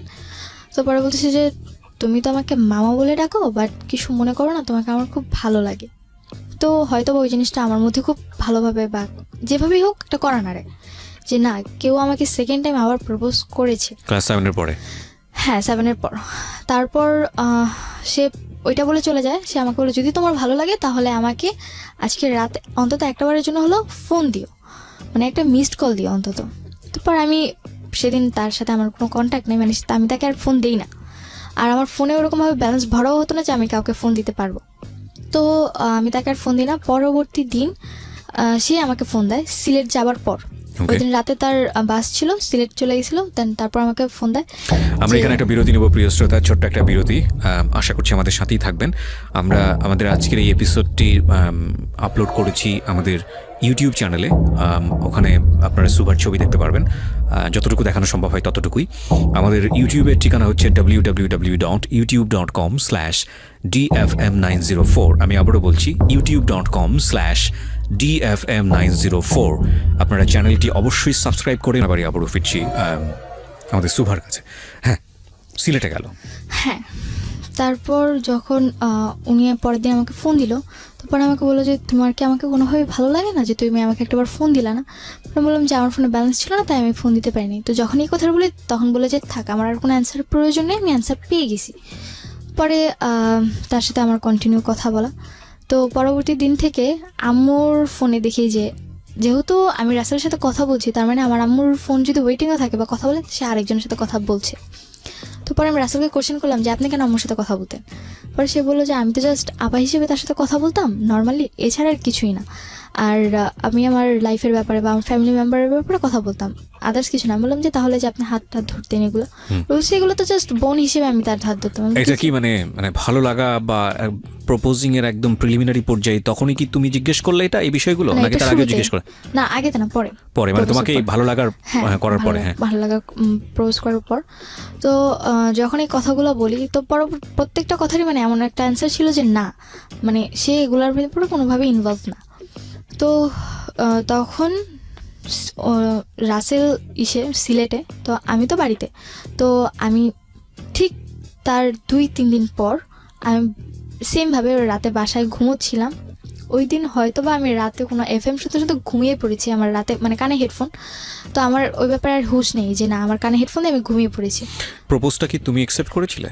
অ্যাকসেপ্ট বলতে আমি জাস্ট বলেছিলাম যে আমি ফোন দিতে পারিনি। তো সে বলেছে আমি আমার অ্যান্সার পেয়ে গেছি। তো এখানে আমাদের মধ্যে কেউই কাউকে আই লাভ ইউ যে জিনিসটা থাকে ওটা কেউই কাউকে বলেনি। বাট তোমাদের থেকে কি ভালো লাগা শুরু হয়েছিল? হ্যাঁ, তখন শুরু হয়েছিল। এগুলো পয়েন্ট করবেন প্রিয় শ্রোতা। ওকে, তারপর? তো পরে দেখি যে রাতের বেলা, তখন মেবি রাতের 3:30 কি 4:45 কাছাকাছি এরকম টাইম, তখন দেখি যে আমার কানে এখনও রেডিও চলছে অ্যান্ড ফোনে চার্জ একদম ব্যাটারি লো। তো পরে আমি উঠে ফোনের চার্জারটা আমার রুমে ছিল না, আমি আম্মুর রুমে চার্জার আনতে গেছি।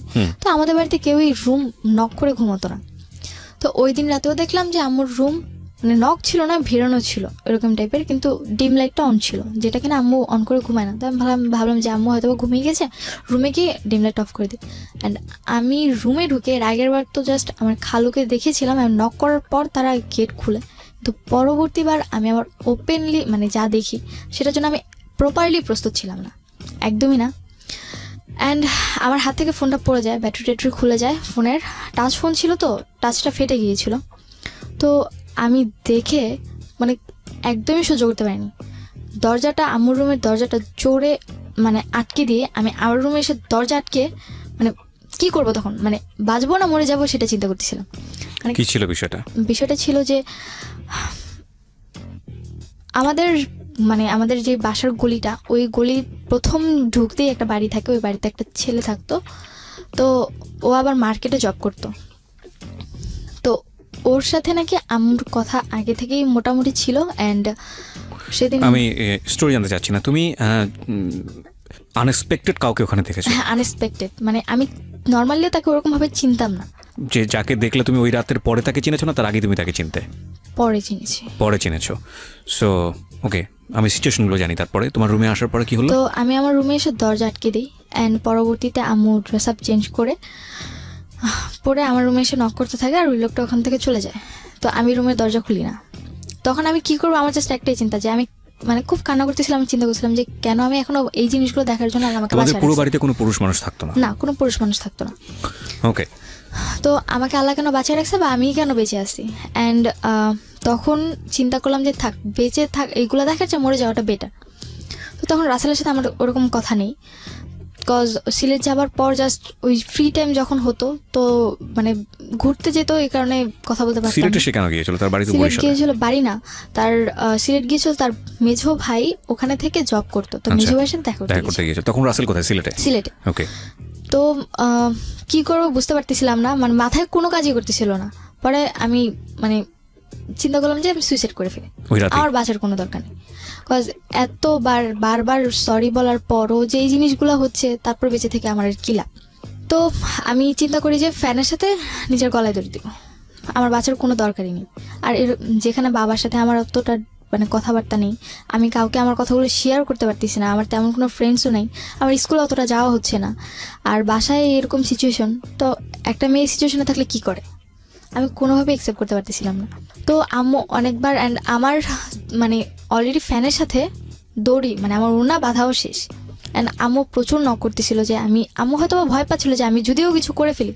তো পরে আম্মু মানে মানে নক করতে করতে সে একটা পর্যায়ে আমাকে এটা বলে ফেলে যে তোর যদি মরার ইচ্ছা থাকে আমার বাড়িতে না মরে আমার বাড়ি থেকে চলে যায় মর, কজ তুই যদি আমার বাড়িতে মরস পুলিশ এসে তো আমারই ধরবে যে হয়তো বা আমার কোনো কারণে তুই মরতেছিস, তার তোর যদি মরার ইচ্ছা থাকে মরার অনেক জায়গা আছে তুই যেমন।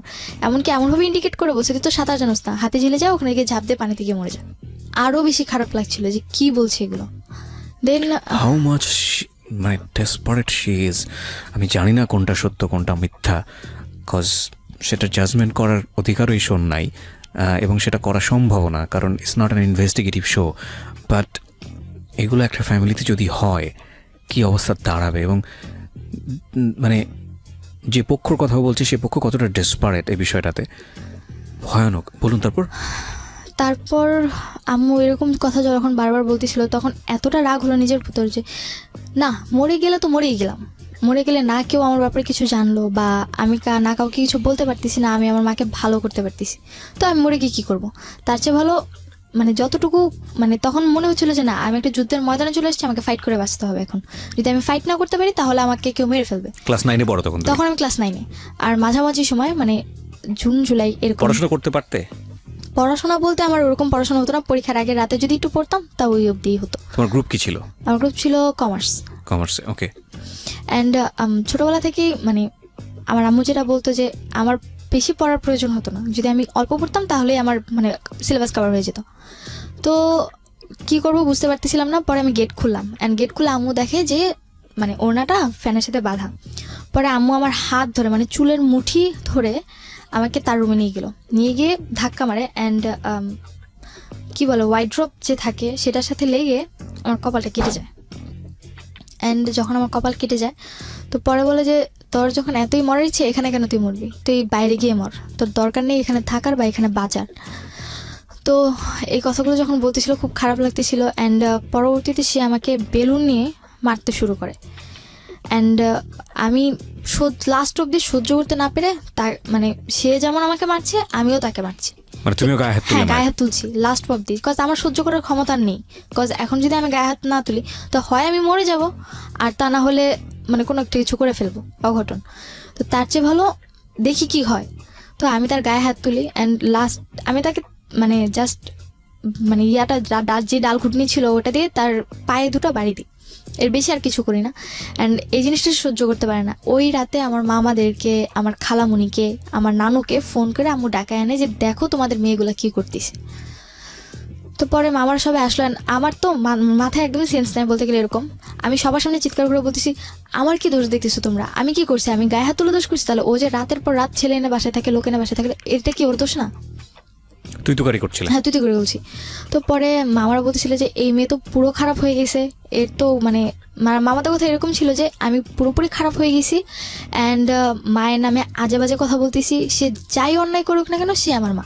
কিন্তু আমার মাথায় তো ওটা নেই যে না সে আমার মা, সে কেন অন্যায় করছে, আমার কথা এটা কেন করবে, এইটুকু আমার মাথায় ছিল। অ্যান্ড মামারা আমার সাথে প্রচুর খারাপ আচরণ করতেছিল। তুমি যেগুলো বলছো সেগুলোকে তারা একদমই বিশ্বাস করতেছে না।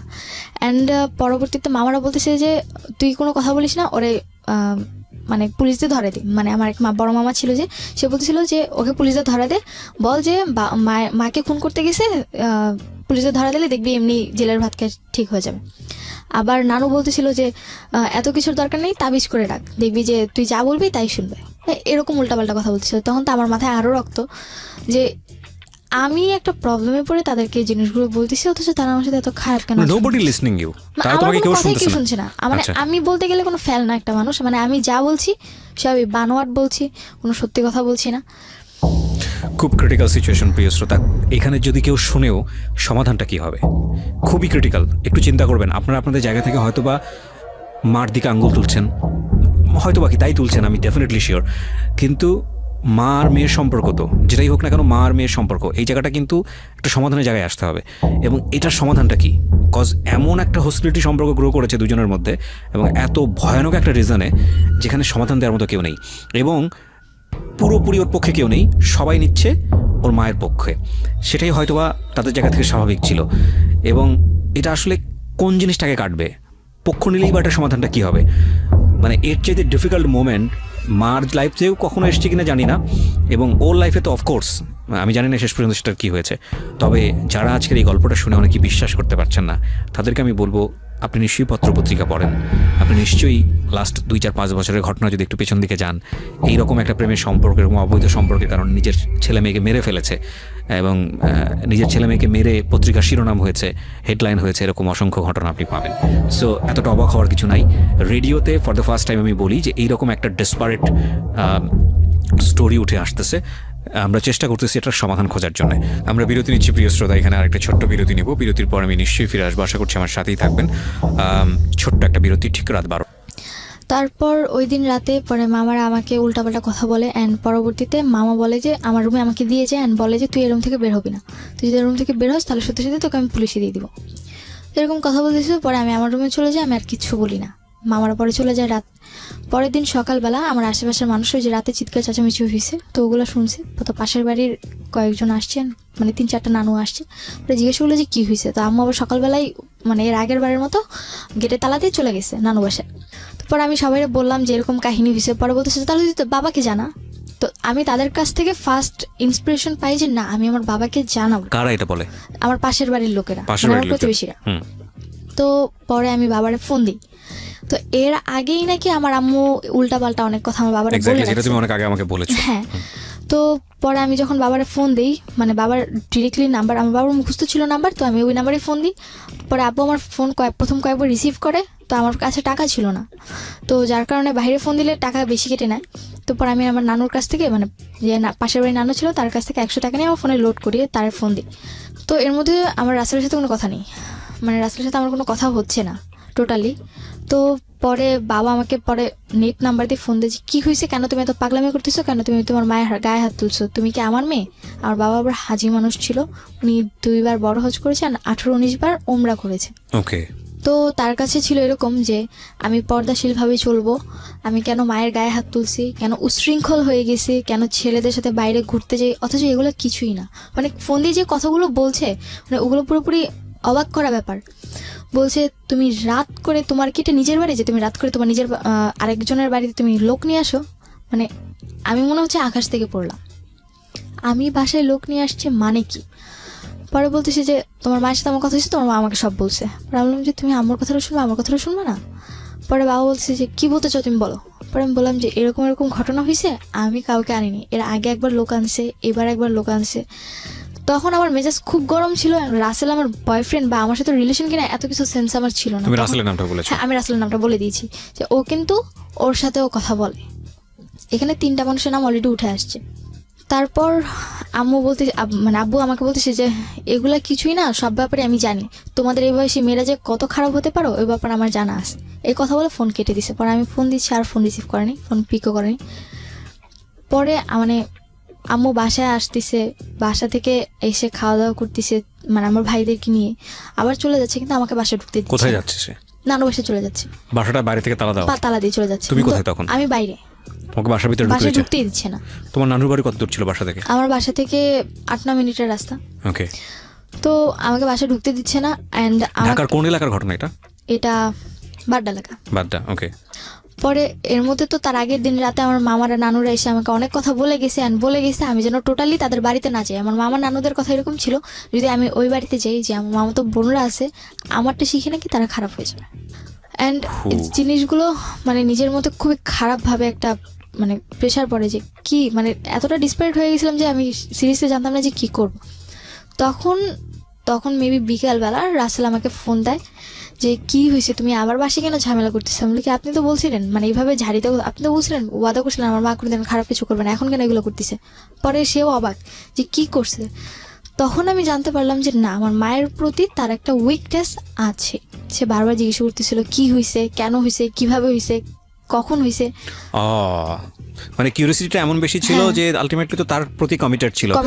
আমি যে বলতেছি আমারটা এতটা মানে ইম্পর্টেন্ট না, বা আমি যে একটা সিচুয়েশন আছে ওইটা ইম্পর্টেন্ট, শুধু মায়ের বিষয়গুলো জানতে চাচ্ছে।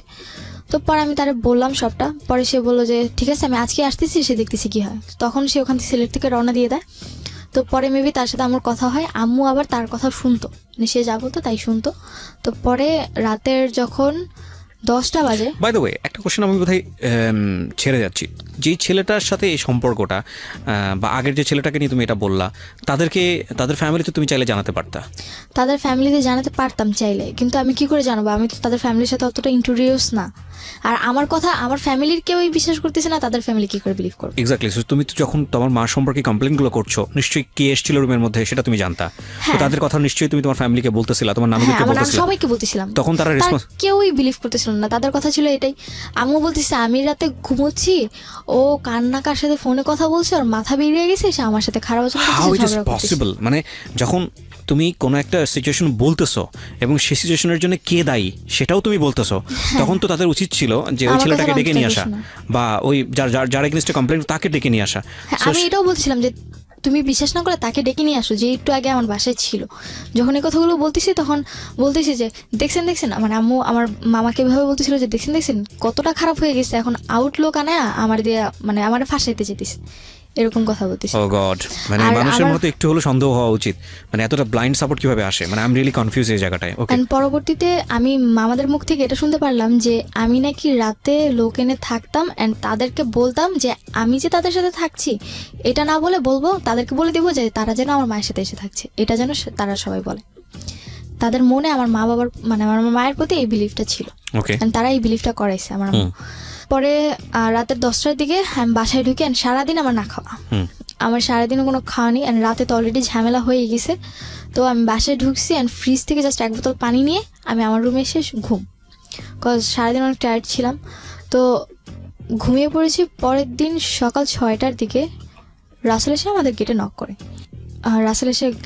আমার গেট খুলে দেয়, অ্যান্ড দেখি অনেকক্ষণ রাসেল আমার সাথে কথা বলে। অ্যান্ড তখন মানে আমি সহ্য করতে পারতেছিলাম যে রাসেল আমার সাথে কথা বলবে, কজ হয়তো আমি ওর প্রতি অনেকটা উইক হয়ে গেছিলাম, তো আমি সহ্য করতে পারতেছিলাম না। আমি আমার রুমের দরজা নক করে বসে আছি, রাসেল অনেকক্ষণ এসে পরবর্তীতে আমার রুমে নক করে, পরে আমি গেট খুলে দিই, পরে আমাকে নিয়ে গিয়ে বলতেছি যে শোনো, মায়েরা ভুল করতেই পারে, তবুও তো তোমার মা, কিছু মনে করো না। তো আমার আম্মুর সামনে উনি এই কথা বলে, পরবর্তীতে আমার রুমে এসে আমাকে যেটা বলে যে তুমি যেটা করছো ঠিক করছো।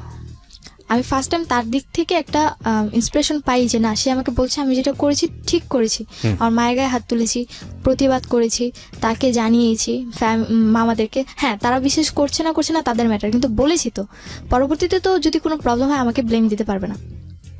তখন আমি রাসেলের কাছ থেকে এই জিনিসটা পাই। তো পরে রাসেল আমাকে আর কিছু বলে না। তো এরপরে রাসেলের সাথে রাতে আমার কন্টিনিউ কথা হতে থাকে, 2 ঘন্টা 3 ঘন্টা 4 ঘন্টা। তো আম্মুর রুমে কথা বলতো, আর আমি আমার রুমে থাকতাম। অ্যান্ড আম্মুর সাথে আমার টোটালি যে মা মেয়ের একটা ক্লোজ রিলেশন থাকে, ওই রিলেশনটা আর নেই। জাস্ট নর্মালি মানে মনে হচ্ছে যে আমি যেন তার বাসায় ভাড়া থাকছি, আর সে আমাকে জাস্ট নর্মালি টেক কেয়ার করছে, এইটুকুই। তো পরবর্তীতে দেখি যে মানে প্রথম কয়েকবার জিনিসগুলো দেখতে দেখতে পরে গায়েস হয়ে গেছে, যে রাতে তার সাথে এসে থাকছে, সে তার মতো থাকুক, আমি আমার মতো ভালো থাকলেই হয়েছে। আমি আমার পড়াশোনাটা কন্টিনিউ করছি, প্রতিদিন রাতেই দেখছি একজন আসছে। কোন ক্লাসে থাকতে যেন দেশের বাইরে গিয়েছিল? ক্লাস 8 লাস্ট দিকে। এই যে 8 এর পর থেকে এতগুলো ঘটনা তুমি দেখছো, এর আগে তো দেখতা না এরকম বাসায় আসে? কিছুই দেখতাম না। এর মাঝখানে তোমার বাবা আসেনি? না, এর মাঝখানে কতদিন পর আসতো তোমার বাবা? বাবা যাবার পর 3 বছর পর এসেছিল, পরে গেছে। কি করতে উনি বিদেশে? কি করতে? উনি বাইরে একটা কোম্পানি জব করতো। উনি কি ছুটি পেতো না নাকি উনি আসতো না? ছুটি না বলতে ছুটি দেওয়া হতো না, ওদের কন্ট্রাক্ট ছিল 5 বছর আগে ছুটি দিবে না, তবে 3 বছর পর যদি চায় তাহলে 2 মাসের ছুটি দিবে। ওকে, ঠিক আছে, বলো তারপর তুমি রাসেলের সঙ্গে যে ঘন্টার পর ঘন্টা কথা বলছো, এটা তোমার মা জানতো ওই সময়? মা জানতো বলতে জানতো কথা বলে, কিন্তু কার সাথে কথা বলে এটা জানতো না। ওকে। তো পরে আমার সাথে যদি রাসেলের 3টা অবধি কথা হতো, 3টার পর থেকে আবার রাসেল আম্মুর সাথে কথা বলতো। এটা তুমি পরে জেনেছো? পরে জেনেছি, যখন রাসেলকে কোশ্চেন করলাম, পরে রাসেল বলে যে তোমার ব্যাপারে কথা বলতেছি, ওর কথাটা ছিল এরকম। ফাইন, তুমি যে জায়গাটায় ছিলে সেটা হচ্ছে যে তোমার আম্মুর এরপরে এইসব বিষয়গুলো তোমার কাছে তেমন একটা পাত্তা পেতো না, তুমি তোমার মতো থাকতো, তোমার মা তার মতো লাইফ লিড করতো, এবং তুমি সেখানে কি কনফার্ম ছিলে যে এরপরেও এই ধরনের ঘটনা ঘটছিল? হ্যাঁ, এরপরেও হতো। আমি পরে টেক কেয়ার করতাম। তোমাদের রুমটা কি খুব পাশাপাশি ছিল? পাশাপাশি বলতে আম্মুর রুম, তারপর একটা মাঝখানের রুম, তারপর আমার রুম। তো তোমার রুমে একটা গ্যাপ ছিল। ওকে।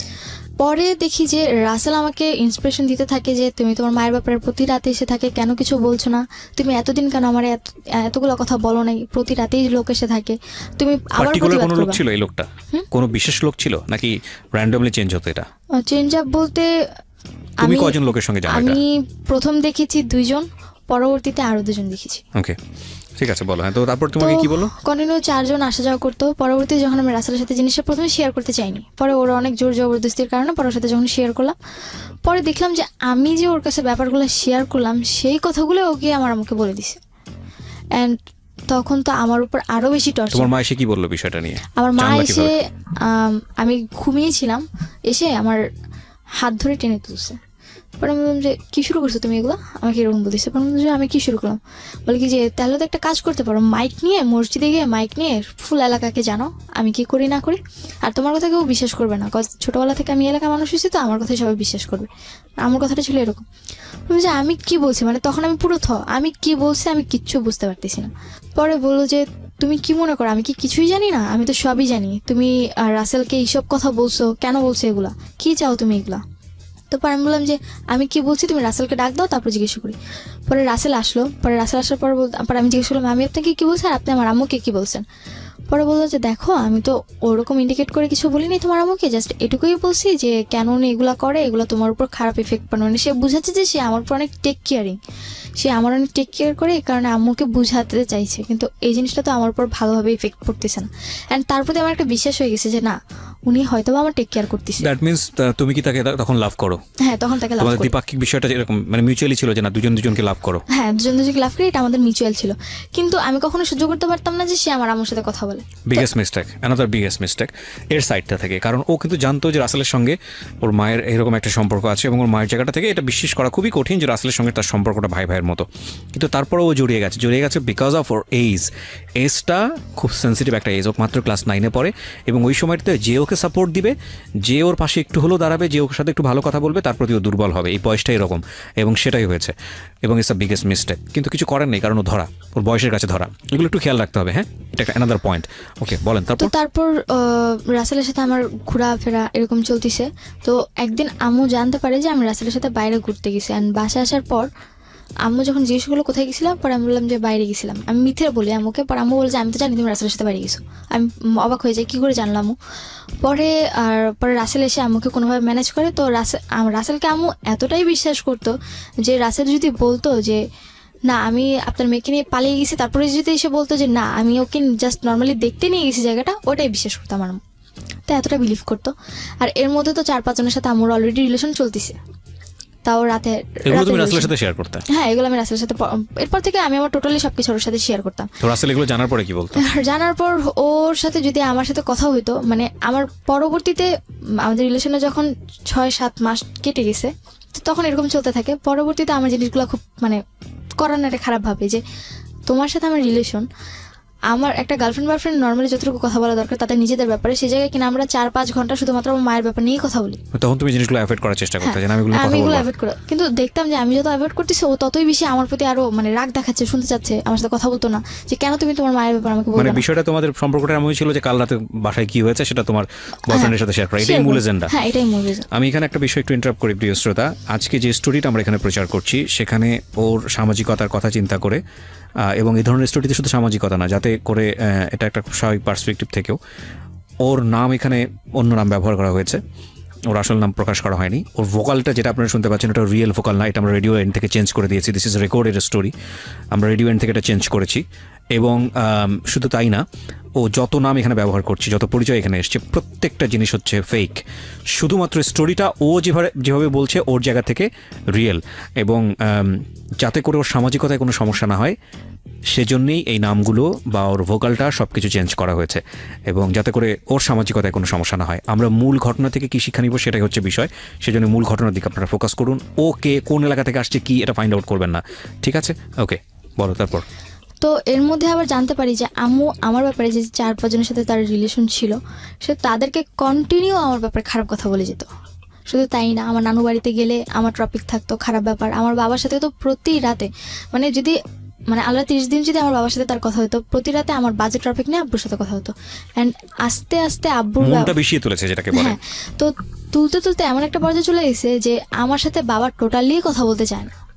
অ্যান্ড আমি পুরোপুরি খারাপ হয়ে গেছি, মানে খারাপ কি তার চেয়েও খারাপ হয়ে গেছে আমার বাবার কাছে। এটা আমি তো তার কথা আমি একটা হাজি মানুষ হয়ে কেন এরকম একটা খারাপ মেয়ে পেটে ধরছি, কেন জন্ম দিছি, তো এটা হচ্ছে মূল কথা। আমার মায়ের মানে বাবা মাকে এটা বলতো, অ্যান্ড মাঝে মধ্যে এটাও বলতো যে ওই যে বান মেরে যে মানুষ মেরে ফেলে, আমার বাবা বলতো যে তোকে ওকে মেরে ফেল, তারপরে বাঁচা রেখে কী লাভ। তো তারপরে রাসেলের সাথে যখন আমাদের রিলেশনটা 8 মাসের কাছাকাছি চলে আসলো, এরপরে দেখলাম যে না, আমার সাথে যতটা ওর ওঠা বসা কথাবার্তা তার চেয়ে বেশি আমার সাথে ঘনিষ্ঠতা। আমার বাসায় আসলে আমি আবার তখন কোচিং করতাম, তো আমি যেটুকু টাইম কোচিংয়ে থাকতাম ওইটুকু টাইম আমার বাসায় থাকতো, আমি আসার আগে চলে যেত। এটা আমি আমার ভাইয়ের কাছ থেকে শুনি। পরবর্তীতে আবার দেখলাম যে আমি যদি স্কুলে যাই, আমার স্কুল থাকতো মানে 7টা থেকে 7:30 থেকে পিটি শুরু হয়ে যেত, তা আমাকে 7টার মধ্যে উপস্থিত থাকতে হতো, 6:30 থেকে বাসা থেকে বেরিয়ে যেতাম। তখনও আমার বাসায় আসতো, আর আমার স্কুল ছুটি হতো 1:15-তে, আমার আস্তে আস্তে বাসা যেতে যেতে এরকম 1:45 বেজে যেত, তার আগেও চলে যেত বাসা থেকে। এই জিনিসগুলো আমার খুবই খারাপ লাগে। অ্যান্ড পরবর্তীতে রাসেলের ম্যাটার নিয়ে প্লাস বাদবাকি যে ম্যাটারগুলো ছিল ওগুলো নিয়ে আম্মুর সাথে আমার তর্ক লাগতে থাকে। তো পরবর্তীতে আম্মু বলে যে তাহলে তোর বাসায় খাওয়া দাওয়া বন্ধ, তুই বাসায় খাওয়া দাওয়া করবি না, জাস্ট তোরে থাকতে দিলাম দয়া করে আমার বাড়ি দেখে। আর কথায় কথায় আমাকে শুনতে হতো এটা তার বাড়ি, মানে বাড়িটা তো আসলে ওনার নামে ছিল। হ্যাঁ, ওনার নামে। আর কথা বলতে একটাই যে এটা তোর বাবার বাড়ি না, যে তুই তোর নিজের পছন্দ মতো চলবি আর তুই তোর কথাগুলো বলবি, আমি এগুলো শুনবো। another important point প্রিয় শ্রোতা, যে এখানে বাবার শক্ত হওয়ার সুযোগ ছিল কিনা আদৌ? আচ্ছা, তোমার বাবার কি এতটুকু সামর্থ্য ছিল না সে নিজে একটা বাড়ি করে, বা তারপর তোমার মার উপর অর্থনৈতিকভাবে ডিপেন্ড ছিল? আমার বাবা বলতে গেলে গ্রামে বাবার প্রচুর সম্পত্তি জায়গা আছে, কিন্তু ঢাকার মেয়ে বাবা পছন্দ করে, সেক্ষেত্রে আমার মায়ের বাড়ি ছিল, এখানে বাবা মোটামুটি উইক ছিল আমার মায়ের প্রতি। ওকে, ঠিক আছে, বলো। তারপর জিনিসগুলো মানতে পারি না। তো একদিন রাসেল অসুস্থ থাকে, তো এর মধ্যে আমাদের রিলেশনটা এরকমই চলতে থাকে। ওর সাথে আমার প্রতিদিন ঝগড়া হতো, কেন আম্মুর সাথে কথা বলে, আর আম্মুর সাথে তো আমার প্রত্যেক দিন ঝগড়া হতে, আর কোনো না কোনো কারণে প্রতিদিন আমার 2-1টা থাপ্পড় খেতেই হবে। আর হ্যাঁ, আর গালাগালির তো কোনো লিমিটই ছিল না, খেতে বসতে গালি শুনতে হতো, ঘুমোতে গেলে গালি শুনতে হতো, মানে এত নিম্ন স্তরের গালিগুলো মানে চলে গেছিলো যে তার কাছ থেকে শুনে শুনে মনে হচ্ছে যেন ওই জিনিসগুলো এখন আমি রিপিট করছি। আর মানে খারাপ, মানে খুব খারাপ সেন্সেশন, মানে নিজে সবসময় একটা জিনিস চিন্তা করতাম যে কেন এই ফ্যামিলিতেই বা জন্ম নিলাম, বা কেনই বা এগুলো আমি সহ্য করছি। তো তারপরে যখন আমি অতিরিক্ত উইক হয়ে পড়ি রাসেলের ওপর, তো আমি টোটালি ওরে না করে যে তুমি আমার মায়ের সাথে টোটালি কোনো কন্ট্যাক্ট করতে পারবে না। এবার তোমার বোন হোক, মা হোক, বাপ হোক, চাচা হোক, যাই হোক না কেন, বা তোমার আত্মীয় রক্তের কেউ হোক, তুমি কারোর সাথে, আমি ছাড়া দুনিয়া সবার সাথে যোগাযোগ করে একমাত্র আমার মা ছাড়া। আর আমার মায়ের প্রতি আমার এমন একটা ঘৃণা নিজের মধ্যে জন্মে গেল যে আমি দুনিয়ার একটা নিকৃষ্ট মানুষকে সহ্য করতে পারবো, কিন্তু তাকে করতে পারবো না। ওকে ওকে। তো মায়ের তো অলরেডি এরকম রিলেশন চলছে, তো এরপরে বাসায় আসাটা মানে 2-3 জনের বাসায় আসা বন্ধ হয়, কিন্তু আম্মু পরবর্তী থেকে তাদের বাসায় যাওয়া শুরু করে, বা বাইরে আউটসাইডে দেখা করা, মিট করা শুরু করে। এটা তুমি জানলা কিভাবে? এটা জানতে পেরেছি রাসেল একবার আম্মুকে ফলো করেছিল, তারপর জানতে পেরেছি রাসেল তোমাকে ইনফরমেশনটা দেয়। হ্যাঁ, রাসেল ইনফরমেশন দেয়। আর আম্মু যে কথা বলতো, পরবর্তীতে আরেকটা এখানে মাঝখানে একটা ঘটনা ঘটেছে, সেটা হচ্ছে যে একবার আম্মুর সাথে এরকম ঝগড়া হওয়ার কারণে তো আমি নাকি, বাবা আম্মুকে বলে যে যেহেতু তোর মেয়ে এতই খারাপ হয়ে গেছে, তাহলে তুই ওকে কেন আলাদা রুমে থাকতে দিচ্ছিস, তার মানে ও বাইরে থেকে লোক এনে রাতের পর রাত বাসায় থাকছে, তুই কেন এটা মেনে নিচ্ছিস, তাহলে ওকে রুম ছেড়ে দিতে বল, তুই তোর রুমে মাটিতে ফ্লোরে ওরে থাকতে দিবি, যদি থাকতে হয় থাকবে, আর না তো বাসা ছেড়ে চলে যাবে, কজ এটা তোর বাড়ি। তো আম্মু আব্বুর কথা শুনে আমাকে আমার রুম থেকে চলে আসতে বলে, তো আমি পরবর্তীতে আমার রুমটা ছেড়ে দিই, আমি আম্মুর রুমে ফ্লোরে বেড করে ঘুমোতাম। তো তখন তো রাতে আমার আবার মানে ক্লাস 6 থেকে রাত জাগার একটু স্বভাব ছিল, আর রাতে এফএম শুনতাম। তো আম্মু রাতে কি বলতো, কানে এফএম থাকলেও যদি আমি এফএম অফ করে দিই পাশে গিয়ে বলতে শুনতাম। তো আম্মু আবার মাঝে মধ্যে করতো কি, মানে অনেক নেগেটিভ আর ন্যারো মাইন্ডের কথা বলতো। তো আমি ওগুলো শুনছি কিনা, হয়তো অপোজিট সাইড থেকে তাকে জিজ্ঞেস করতে যে তোমার মেয়েগুলো শুনছি কিনা দেখো তুমি। তো তখন আবার আমাকে ডাক দিত যে সুবা তুমি কি আমার কথা শুনছো। তো যখন এরকম ডাক দিত তখন আমি না শোনার ভান করে বসে থাকতাম, তার মানে আমার কানে হেডফোন আছে, আমি তার কথা শুনছি। নেগেটিভ ন্যারো বলতে হাজব্যান্ড ওয়াইফের যেমন কথা। Okay we got understood. হ্যাঁ, তো এই জিনিসগুলো আমি টোটালি মানে যখন কথাগুলো শুনতাম মানে খুবই খারাপ লাগতো, টলারেট একদমই করতে পারতাম না। চিন্তা করতাম যে কেন আমাকে ওই রুম থেকে এই রুমে নিয়ে আসছে। তো এরকম তখন আমার 9-এর লাস্ট এক্সাম বলতে মানে এক্সামের লাস্ট এক্সাম ছিল, তারপরে 2 দিন পর রেজাল্ট দিয়ে দিবে, ডিসেম্বর মাস ছিল তখন। আমি টোটালি সহ্য করতে পারি না। দেন আম্মু লাস্টের দিকে আম্মুর সাথে আমার আবার ঝগড়া হয়। কোনো একটা ম্যাটার নিয়ে বলতে গেলে যে আমি কোচিং গেছি, রাত করে বাড়ি ফিরছি। ওই দিন আমার কোচিংয়ে অনুষ্ঠানও ছিল, তো ওই জায়গায় আমার লেট হয়ে গেছে। প্লাস ওখান থেকে আসার সময় রাসেলের সাথে দেখা করে আসতে গিয়ে আমার একটু লেট হয়ে গেছে, মানে 9:30টার কাছাকাছি চলে গেছে। তো আমাদের এলাকাটা এরকম যে 9:30টার পর বা 10টা থেকে কোনো মেয়ে বাড়িতে ফিরলো তাকে নিয়ে অনেক বাজে মন্তব্য করা হয়। তো আম্মু ওইটা আমার সাথে চিল্লাচিল্লি করতে থাকে। পরে আমি আম্মুরে, মানে আমার সাথে তো আম্মুর কোনো ভালো রিলেশনই নেই, আর আম্মু যদি আমাকে কোনো কথা বলে আমি প্রত্যেকটা কথার বাজে অ্যান্সার দিই। ওকে, কজ তার কাছ থেকে সুন্দর সুন্দর এখন আমার অভ্যাস হয়ে গেছে। তো পরে আম্মু আমাকে জিজ্ঞেস করে এত রাত করে কেন তুমি বাসায় আসছো? পরে আমি বললাম যে আমি যদি রাত করে বাসায় ফিরি বা আমি যদি কোথাও থেকে ঘুরেও এসে বাসায় ফিরি, তুমি তো আমার বাবাকে এটাই বলবে যে না আমি আরেকটা লোকের সাথে থেকে আসছি, তাই না? তুমি যেটা মনে করো সেটাই। আমার অ্যান্সারটা ছিল এরকম। আর আমি রাত করে বাড়ি ফিরলে আম্মু প্রত্যেকটা দিন বাবাকে একটা কথা বলতো যে তোমার মেয়ের এমন একটা চাহিদা হয়ে গেছে, মানে এত খারাপ কথা বলতো যে ওরা এখন ঘরে রাখা দেয়, এমন কিছু কিছু কথা বলতো যে বা হাজব্যান্ড ওয়াইফ কথা বলতে পারে, কিন্তু যখন একটা মেয়ের টপিক নিয়ে কথা বলে মায়ের কিন্তু উচিত যে না মেয়ের টপিকটি একটু মানে নিজের মধ্যে রাখা, কিন্তু সে কোনোটা রাখতো না, আরও বেশি করে বলতো। তো পরে আমার আবার এরকম ছিল যে না তাকে যদি মানে আমি যদি রাত করেও বাড়ি ফিরতাম, তার জন্য যদি আমি অনেক খাবার নিয়ে আসতাম, সে আমাকে কিছুই বলতো না। ওকে, সো তুমি কনভিন্স করার জন্য মাঝে মাঝে খাবার নিয়ে আসতে? হ্যাঁ, আমি বাইরে গেছি, হয়তো বা আসতে লেট হয়ে গেছে, তার জন্য যদি খাবার নিয়ে আসতাম সে আমাকে কখনোই। এই সময়টা তুমি কি করতে? এই সময়টা আমার হয়তো বা হাতিঝিলে থাকা হতো, বা তখন আবার হ্যাঁ রাসেল আবার তখন একটা বিজনেসে যুক্ত ছিল, যার কারণে ওর বিজনেসের কারণে উত্তরা বা বিভিন্ন জায়গায় যেতে হতো, মানে ওই ওর মানে বিজনেসের ইয়াটা প্রচারটা করার জন্য। রাসেল কি ওই সময়টাতে তোমার মায়ের সঙ্গে কি কথাবার্তা বলতো? নর্মালি বাসায় আসতো খুব কম, আমি আর প্রেশার পড়ার পর একটু কম আসতো। তো এটা কি তোমার মা বুঝতে পারতো না? বুঝতে পারতো না বলতে ও হয়তো কোনোভাবে কনভার্স করতো, আমি কখনো এই ব্যাপারে জিজ্ঞেস করি না। আর ও যদি জিজ্ঞেস করতাম ও বলতো যে তোমার এত কিছু জানে কি লাভ, আমি তো ম্যানেজ করতেছি। Okay fine, he is playing double game actually. ও যখন তোমার সাথে বাইরে মিট করতো বা তুমি কার সাথে মিট করতেছো এটা তোমার মা জানতো?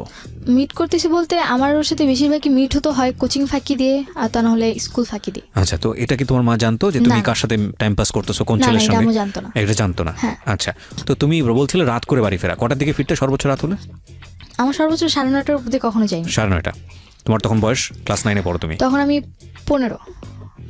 মানে তুমি কোন ক্লাসে পড়ো তখন? 10-এর ফার্স্টে। ক্লাস 9:30 অনেক রাত। হ্যাঁ, অনেক রাত। বলো। তো পরে যখন আম্মু আমার উপর চিৎকার চেঁচামেচি করতো, তো আমি বলতাম যে তুমি করলে দোষ না আমি করলে দোষ, মানে আমার কথাটা এরকম ছিল। রিপিট দ্য সেন্টেন্স, বলো। যে তুমি করলে দোষ না আমি করলে দোষ। So ultimate lesson of the story is here. এইখানেই হলো লেসন, এবং এটা আরো কত বড় দিকে যাবে সেটাই হচ্ছে দেখার বিষয়। এই লাইনটা একটু মাথায় রাখেন, কারণ একটা কথা আমরা সবসময় বলি, শিশুকে যে পরিবেশে বড় করছেন সে সেই রকমই হবে বা তার চেয়ে ভয়ানক হতে পারে। ওকে, হ্যাঁ। তো যখন আম্মুর সাথে এরকম তর্ক বিতর্ক যেত, তো তার সাথে আমার মানে এরকম কন্টিনিউ এরপর থেকে প্রতিদিনই প্রায় তার সাথে আমার মারামারি হতো। মানে সে আমাকে মারতো, আমি তাকে মারতাম, তারপর সে আমাকে বকাবকি করতো। সো ন্যাস্টি না? এগুলো শুনলেও মানে যে এটা চিন্তাই করা যায় না, বাট চিন্তা করে দেখুন মানে কতটা ভয়াবহ হতে পারে একটা পারিবারিক সমস্যা। ওকে, তো এরকম ঘটনা ঘটতেই থাকে প্রতিদিন। তো তখন আস্তে আস্তে মানে রাসেলের প্রতি আমি একটু উইক হতে থাকি আরও বেশি। তো তখন ওরা আমি বিলিভ করা শুরু করে, মানে ও আমাকে যা বলতো আমি তা বিলিভ করতাম, ও আবার আম্মুকে যা বলতো আম্মু তা বিলিভ করতো। মানে ও এদিক থেকে আম্মুর সাথেও কথা বলতো, আমার সাথে, মানে দুদিক থেকেই ওর মানে ইয়াটা খুব ভালো ছিল। কোথায় গিয়ে দাঁড়ায় সেটাই আমরা দেখবো। ছোট্ট আরেকটা বিরতি নিচ্ছি প্রিয় শ্রোতা। আমাদের এই পুরো স্টোরিটা ইউটিউবে আপলোড করা হয়েছে, যারা আমাদের ইউটিউবে আছেন এখনই আসলে আপনারা শেষটাও বুঝতে পারবেন। পুরো স্টোরিটাই আপনারা পাবেন আমাদের ইউটিউব চ্যানেলে।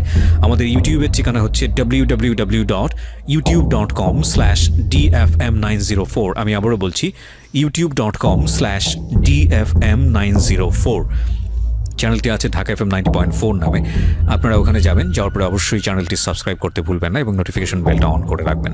নতুন কোনো কন্টেন্ট ওখানে আপলোড করার সঙ্গে সঙ্গে আপনি আপনার মোবাইলে জানতে পারবেন। ওকে, ছোট্ট একটা বিরতির পর আমরা আবারও ফিরে আসছি।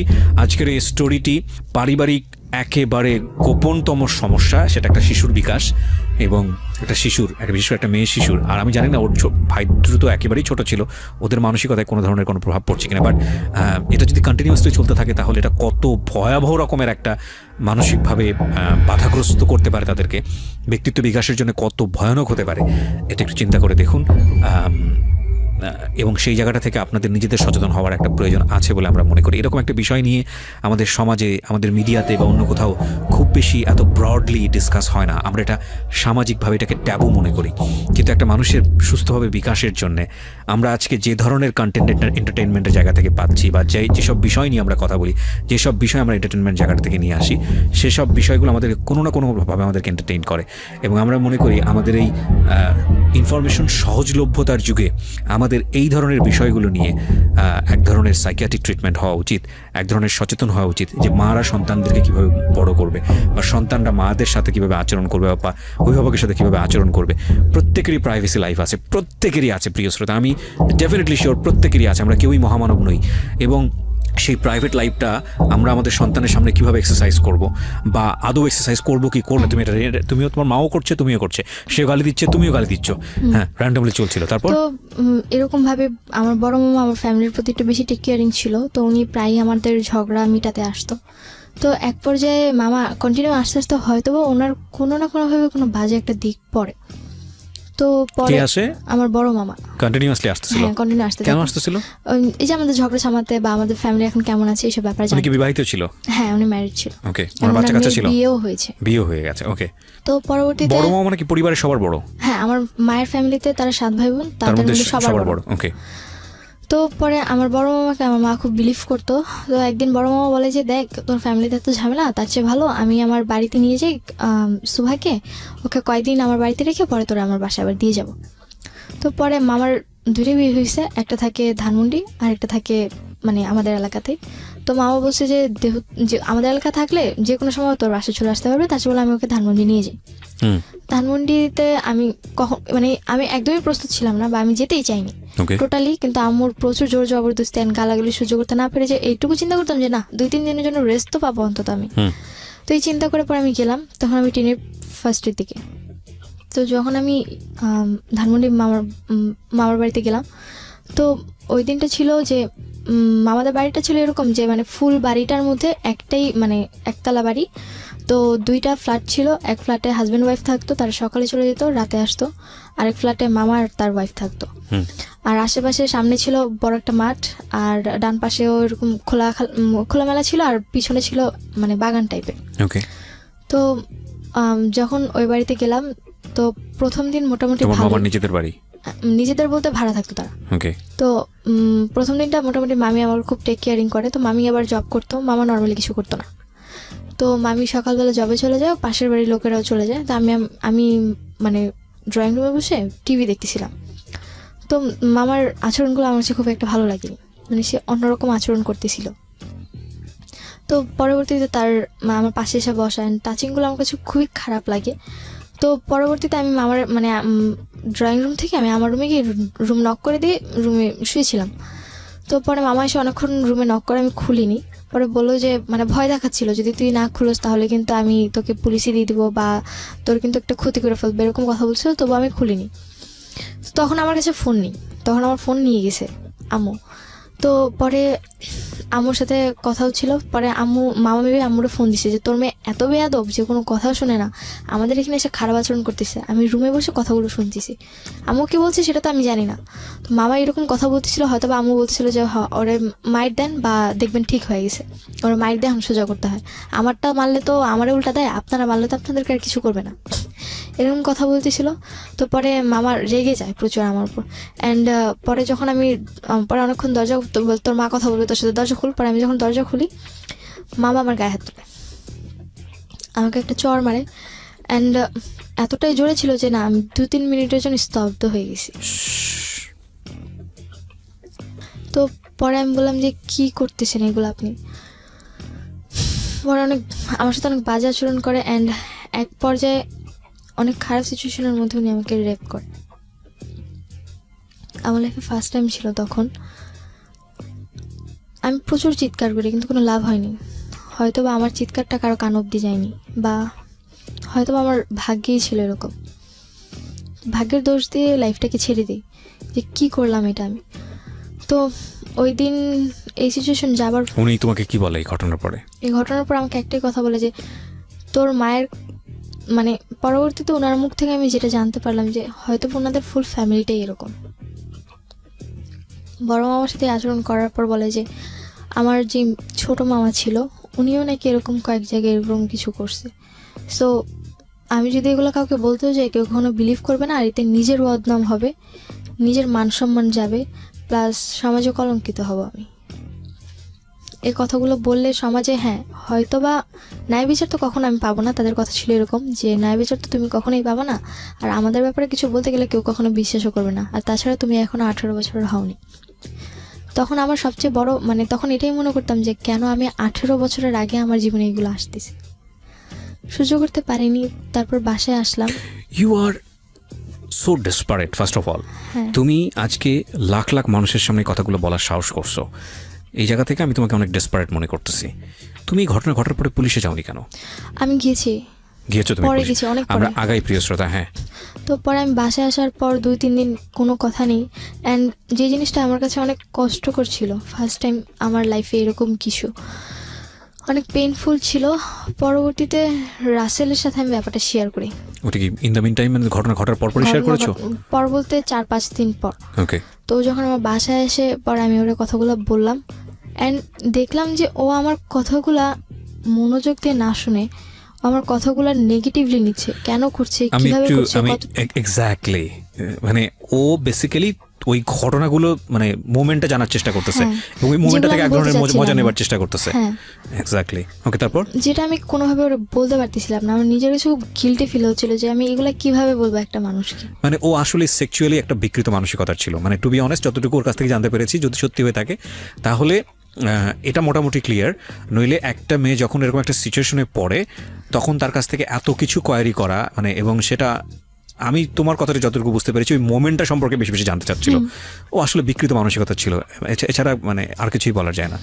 তো পরে এই ব্যাপারগুলো আমি ওর সাথে ওরকমভাবে শেয়ার করতে পারিনি, যার কারণে আমার উপর রেগে যায়। আমার কাছে উল্টাপাল্টা অনেক কথা বলে। অ্যান্ড পরবর্তীতে আমি ওরে কথাটা বলতে আমার মনে হয় যে 2 সেকেন্ডও লেট করিনি, এর মধ্যে ওকে কথাগুলো আমাকে বলে দিছে, যে কথাগুলো আমি কার সাথে শেয়ার করতে চাচ্ছিলাম না। তোমার এই আনএক্সপেক্টেড যে ঘটনাটা সেটা তোমার মাকে বলে দিয়েছে।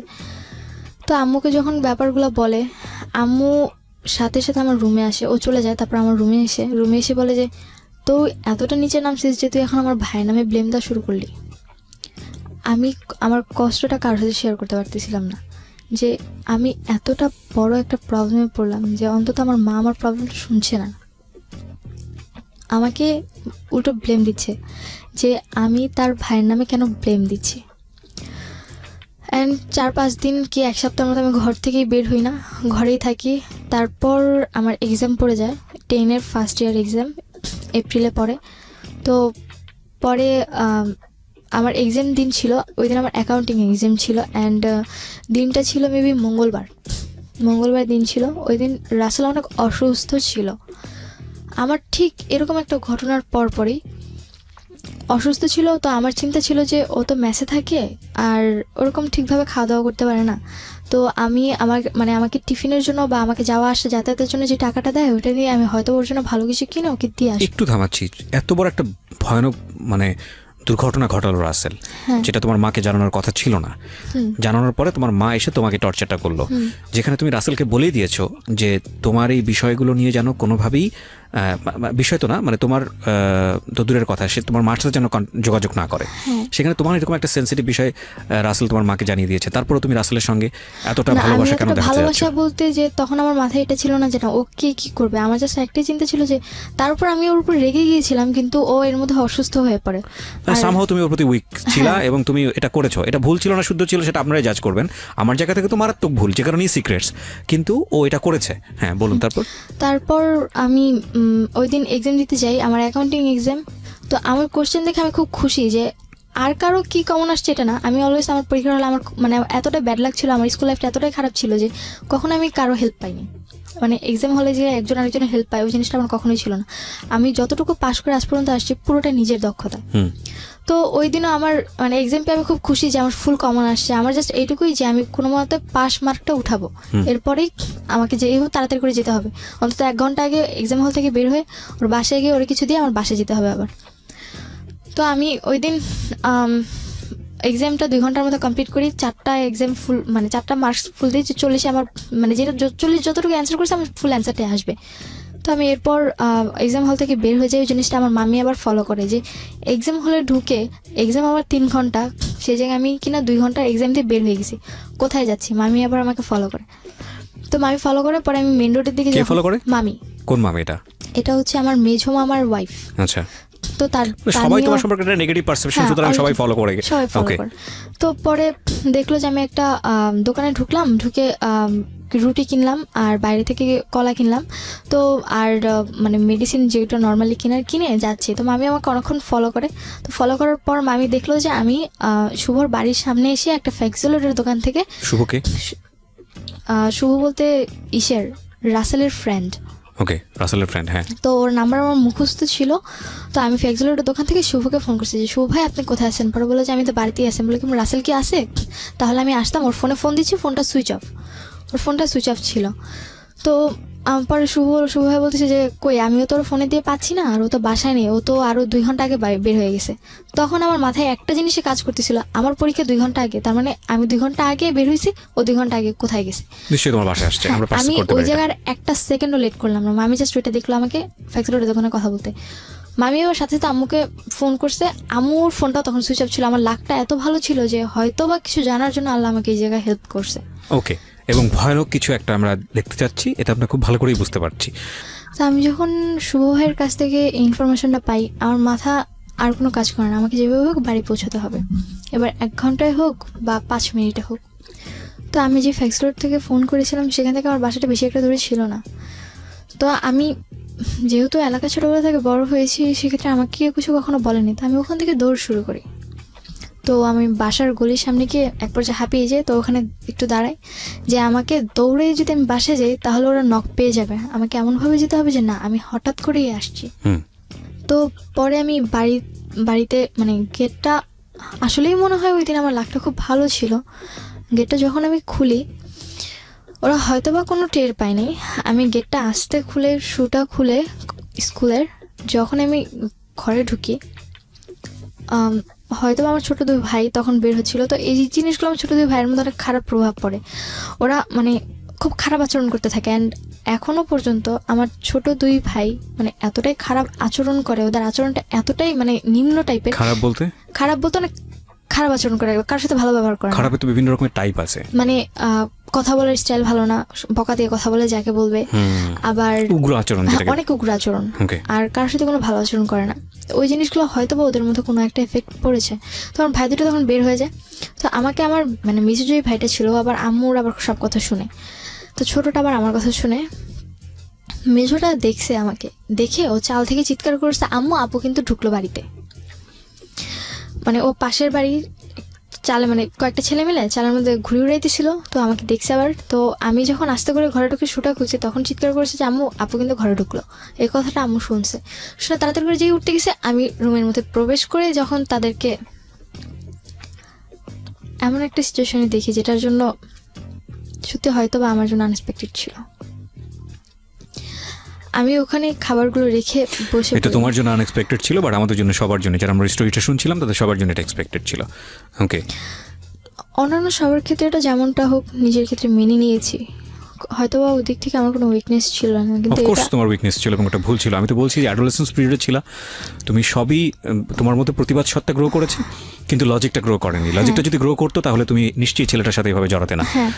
তো পরে যখন এই জিনিসগুলো দেখি আমার হাত থেকে কলার রুটি পড়ে যায়। তো আমার ছোটো ভাইটা মানে মেজো যে ভাইটাও চাল থেকে তারা তো মানে পাশের বাড়ি চাল থেকে নেমে আমাদের বাড়িতে ঢুকে বয়স কত ওর বয়স এখন চলতেছে মেবি 12, আর তখন ছিল মেবি 8 কি 9 এরকম ছিল। তো পরে ও আর কোনো কথা বলে না, ও এই সিচুয়েশনটা দেখে ওর সামনে মানে এমন কোন সিচুয়েশন কি ছিল যে খুবই বিব্রতকর বলতে মানে আমি সত্যি বলে বোঝাতে পারবো না। ওকে ফাইন, আমরা জানতে চাচ্ছি না সত্য, এবং শুধু স্টোরিটাকে আমরা ফোকাস করব। সুভা এখানে কে বা আসলে তার পরিচয়টা কি সেটা আমরা মোটেও এখানে ফোকাস করছি না, এবং আমি বারবারই বলছি তার রিয়েল নেম সুভা না, সুতরাং সেদিকে আমাদের ফোকাস না করাটাই উচিত। ওকে বলুন। অ্যান্ড রাসেল যখন ব্যাপারটা দেখে, ও আমাকে মানে নিজের চোখকে তো আমি আর অবিশ্বাস করতে পারবো না। এতদিন না হলে আমি নিজেকে অবিশ্বাস করে ওকে বিশ্বাস করে আসছি, এরপর থেকে ওকে মেনে নেওয়াটা আমার পক্ষে সম্ভব। কি করলে তুমি ওই সময়টাতে? তখন আমি হাত থেকে ওগুলো ফেলে দিই, মানে প্রথমে হাত থেকে পড়ে যায়, পরে আমি এই কথাটা বলি যে মানে একটা বকা দিই ওরে, যে তোর মতো এরকম খারাপ টাইপের ছেলের জন্য আমি যে এই খাবারটা নিয়ে এসেছিলাম তোর অসুস্থতার জন্য, এটা মনে হয় তোর সাত কপালের ভাগ্য। এটা বলে রুটি আর কলাটা ধরে ফিক্কা মারে একদম গেটের বাইরে ফেলে দিই। আর ছোটো ভাইটার সাথে সাথে আম্মু বলে যে তুমি বাইরে যাও, তো বের হয়ে যায়। আর একদম যে ছোটো ভাইটা ওকে নানু বাসায় পাঠায় দেয়। তো আমি গেট আটকে দিই, মানে গেট আটকে দিই, পরে ওদের দুজনকে রুমে রাখি। তো রুমে রেখে বলতেছি যে এখন কি করবে বলো, এখন আমার কেমনে অবিশ্বাস করা বাবা, এখন এর আগেরগুলো তো নিজের চোখে দেখছি, এবার তো তোমাদের দুজনকে একসাথে দেখলাম। এখন রাসেলকে বলতেছি যে তুমি এখন কি বলবা, মাকে বলতেছি তুমি এখন কি বলবা। পরে আম্মু বলতেছি যে কেন, ও কি বলবে, মানে অন্যান্যগুলো যেমন মেনে নিতে পারছে এটা কেন মেনে নিতে পারবে না। পরে আমি রাসেলকে বললাম যে আসলে কি এটা আমি মেনে নিব। তো তখন হয়তো আম্মু কোনো জিনিস একটা গেস করতে পারছে যে হয়তো বা ওর সাথে আমার রিলেশন। তার পর্যন্ত গেস করেনি? না, তার আগ পর্যন্ত গেস করেনি। ম্যান, মানে মানে আমি totally speechless. Can you imagine the situation actually? এটা কি স্টোরি না অন্য কোনো কিছু? মানে আমি জীবনে এত গল্প শুনেছি মানুষের, এবং এত গল্প আমি প্রচার করেছি, মানে আমি এখন তো অনেক বেশি ম্যাচিউর। প্রথম যখন শুনতাম ভেতরে তোলপাড় হয়ে যেত, কিন্তু আজকে না মানে এত বেশি এক্সট্রিম লেভেলের ইমোশন হচ্ছে যে আমি ফিল করতে পারছি না যে আসলে কি বলবো, মানে আনথিঙ্কেবল। তারপরে কি হলো? তারপরে রাসেলকে বললাম যে এগুলা করার মানে কি। পরে আমাকে বললো যে, পরে আমাকে আর কিছু বলে না। পরে আমি আমার রুমে চলে আসি, এসে ড্রেস আপ চেঞ্জ করে আমি আম্মুর ফোনটা আম্মুর রুম থেকে নিয়ে এসে নানুকে ফোন দিই। আর রাসেলকেও বেরোতে দিই না, আর আম্মুকেও বেরোতে দিই না। নানুকে ফোন দিই, পরে নানু আসে। পরে নানুরে বললাম যে দেখো এগুলা কি। নানু আমার সাথে চিল্লাচিল্লি করতেছে যে এগুলা কি, মানে তুমি আবার উল্টাপাল্টা কিছু করে আবার তো আমার মেয়ের গায়ে দোষ দিচ্ছ। তখন তো আমার কোনো সেন্স নেই। তখন আমি মানে লাঠি নিয়ে, লাহুর যেটাকে বলে, মানে ওই যে আটা টাটা করে, ওইটা নিয়ে রাসেল প্লাস আম্মু দুজনকে মারতে শুরু করি, যে আমার সেন্সে আর কিছু নেই। নানুর সামনে নানু আটকাতে পারছিল না। পরে নানুর গায়ে লেগে যায়। দেন আমি স্টপ হয়ে যাই, যেহেতু নানুর গায়ে লেগে গেছে এরপর তো আমার আর কিছু বলার নেই। দেন আমি বললাম যে এখন আমি কি করব বলো। নানুকে বলতেছি, ওরা বলতেছি যে তুই মরেই যা, তোর মতো মেয়ে থাকার চেয়ে, তোর মতো নাতনি পরিচয় দেওয়ার চেয়ে না দেওয়া আমার অনেক ভালো। কি বলবেন, কাকে সুস্থ বলবেন, কাকে অসুস্থ বলবেন? তারপর রাসেল আর কিছু না বলে বের হয়ে যায়। পরে এরপর থেকে রাসেল আমার প্রতি উইকনেসটা দেখানো শুরু করে, যে না ও আসলে আমার প্রতি উইক। তো এই জিনিসটা আমার পক্ষে ওর প্রতি আর উইক হওয়ার কোনোভাবেই সম্ভব না। আমার পক্ষে মেনে নেওয়াই সম্ভব না যে না, ওর মতো একটা মানুষকে আমি ভালোবাসছি। তোমার মা কি বলতেছিল? তোমার মা তো বুঝলো তোমার সাথে সম্পর্ক ছিল, বুঝতে পেরেছে যে আমার সাথে রিলেশন। তখন আম্মু আবার মানে এটা বোঝাতে চাচ্ছিল যে একদিক থেকে এই জায়গায় দুজনে গেম খেলে আমার সাথে। শুভ চাচ্ছিল আমাকে বোঝাতে যে ও আমাকে অনেক লাভ করে। রাসেলের ফ্রেন্ড। ও বোঝাতে চাচ্ছিল যে ও আমাকে, মানে রাসেল আমাকে অনেক লাভ করে, কিন্তু ও যা করছে ওটা আমার আম্মু নাকি ওকে বাধ্য করছে, ফোর্স করছে। তখন আমার একটাই কথা ছিল, একটা ছেলে বা একটা লোক ছেলে একটা মেয়েকে রেপ করতে পারে, কিন্তু একটা মেয়েকে আদৌ একটা ছেলেকে রেপ করতে পারে? ওর কথাটা ছিল এরকম টাইপের। পরে যখন রাসেল এই জিনিসগুলো বারবার করতে থাকে, আমার পক্ষে মানে ওর ডিপ্রেশনগুলো নেওয়া সম্ভব হচ্ছিল না। প্লাস বাড়িতে আম্মু বারবার চাপ দিচ্ছিল যে যখন নানুরা সবাই জেনে গেছে, এই ফার্স্ট টাইম আম্মুর মানে নানুদের সামনে এই জিনিসটা আসলো, তাও শুধুমাত্র নানুর সামনে। তাও নানু বিশ্বাস না করতেও করেছিল লাস্ট অব্দি, কিছুটা হলেও। তখন একটু শান্তি যে না, আদৌ একটু হলেও করেছে, আমাকে বিশ্বাস যে আমি সবটা মিথ্যে বলছি না। তো পরে যখন আম্মু শুরু করলো যে আমাকে রাসেলের সাথে বিয়ে দিবে, কিন্তু আমার এক পর্যায়ে যে আমার পক্ষে ওকে বিয়ে করা সম্ভব না। ঘেন্না লাগতেছে, মানে টু বি অনেস্ট এটাই মুখ থেকে বের হচ্ছিল আমার, যে কাকে ঘেন্নাটা করবো। আমি সরি টু সে তোমাকে আমার ভালো লাগছে না। কারণটা আমি বলি যে উইকনেসের তো একটা লেভেল থাকে। তুমি ডেফিনেটলি আজকে যা বলতে আসছো এখানে সব কিছু স্বীকার করবা, এবং তুমি এইরকম একটা কিছু দেখার পরেও রাসেলের প্রতি তুমি যদি বিন্দুমাত্র সিম্প্যাথি দেখাও, তাহলে আমি মনে করবো যে না, তোমার কিছু না কিছু প্রবলেম আছে। তুমি সেটা দেখাইছো, ডেফিনেটলি তুমি দেখাইছো, মানে এত ন্যাস্টি হয় কিভাবে একটা মানুষের স্টোরি? তারপর যখন আম্মু বিয়ে দেওয়ার জন্য প্রেশার দিচ্ছে, তো আমার পক্ষে কোনোভাবে করা সম্ভব না। আর আমি কি করে একটা মানুষকে বিয়ে করবো যার সাথে কিনা আমার মায়ের অলরেডি সম্পর্ক হয়ে গেছে? you saw that, মানে তুমি দেখছো? দেখছি, আমার নিজের চোখে দেখা, নিজেকে অবিশ্বাস কি করে করবো আমি? তো পরে মানে তারপরে থেকে লাইফে মানে এত পরিমাণে ডিপ্রেশন আসতে শুরু করলো, আমি আমার মোবাইল ভেঙে ফেলতাম, হাত কাটতাম, তারপর মাঝে মাঝে চেষ্টা করেছি ব্লেড নিয়ে হাত না কেটে নিজের গলায় দিয়ে দিই। একটা জিনিস খেয়াল রাখবেন প্রিয় শ্রোতা, আমরা সিচুয়েশনটাকে ডিনাই করতে পারি না। আমরা হয়তো ওকে হেট করব, আমরা হয়তো এটা শোনার পরে আমাদের গা ঘিন ঘিন করবে, বাট সিচুয়েশন ইজ সিচুয়েশন, এবং এটা কারো ধার ধারে না। যার জীবনে ঘটেছে সেই জানে। কোনোভাবেই ওকে সাপোর্ট করার কোনো সুযোগ নেই। কিন্তু বয়সটা খেয়াল করে দেখুন, তখন তুমি কিসের, যখন এই ঘটনাটা ঘটে তখন আমি 10-এর এন্ডে আছো, মানে 7 কি সরি সেপ্টেম্বরে কি অগাস্টে, ওকে, ক্লাস 10-এর সময়টাতে, বয়স খুব বেশি হলে 15, 15.5 বা 16 দিকে যাচ্ছে।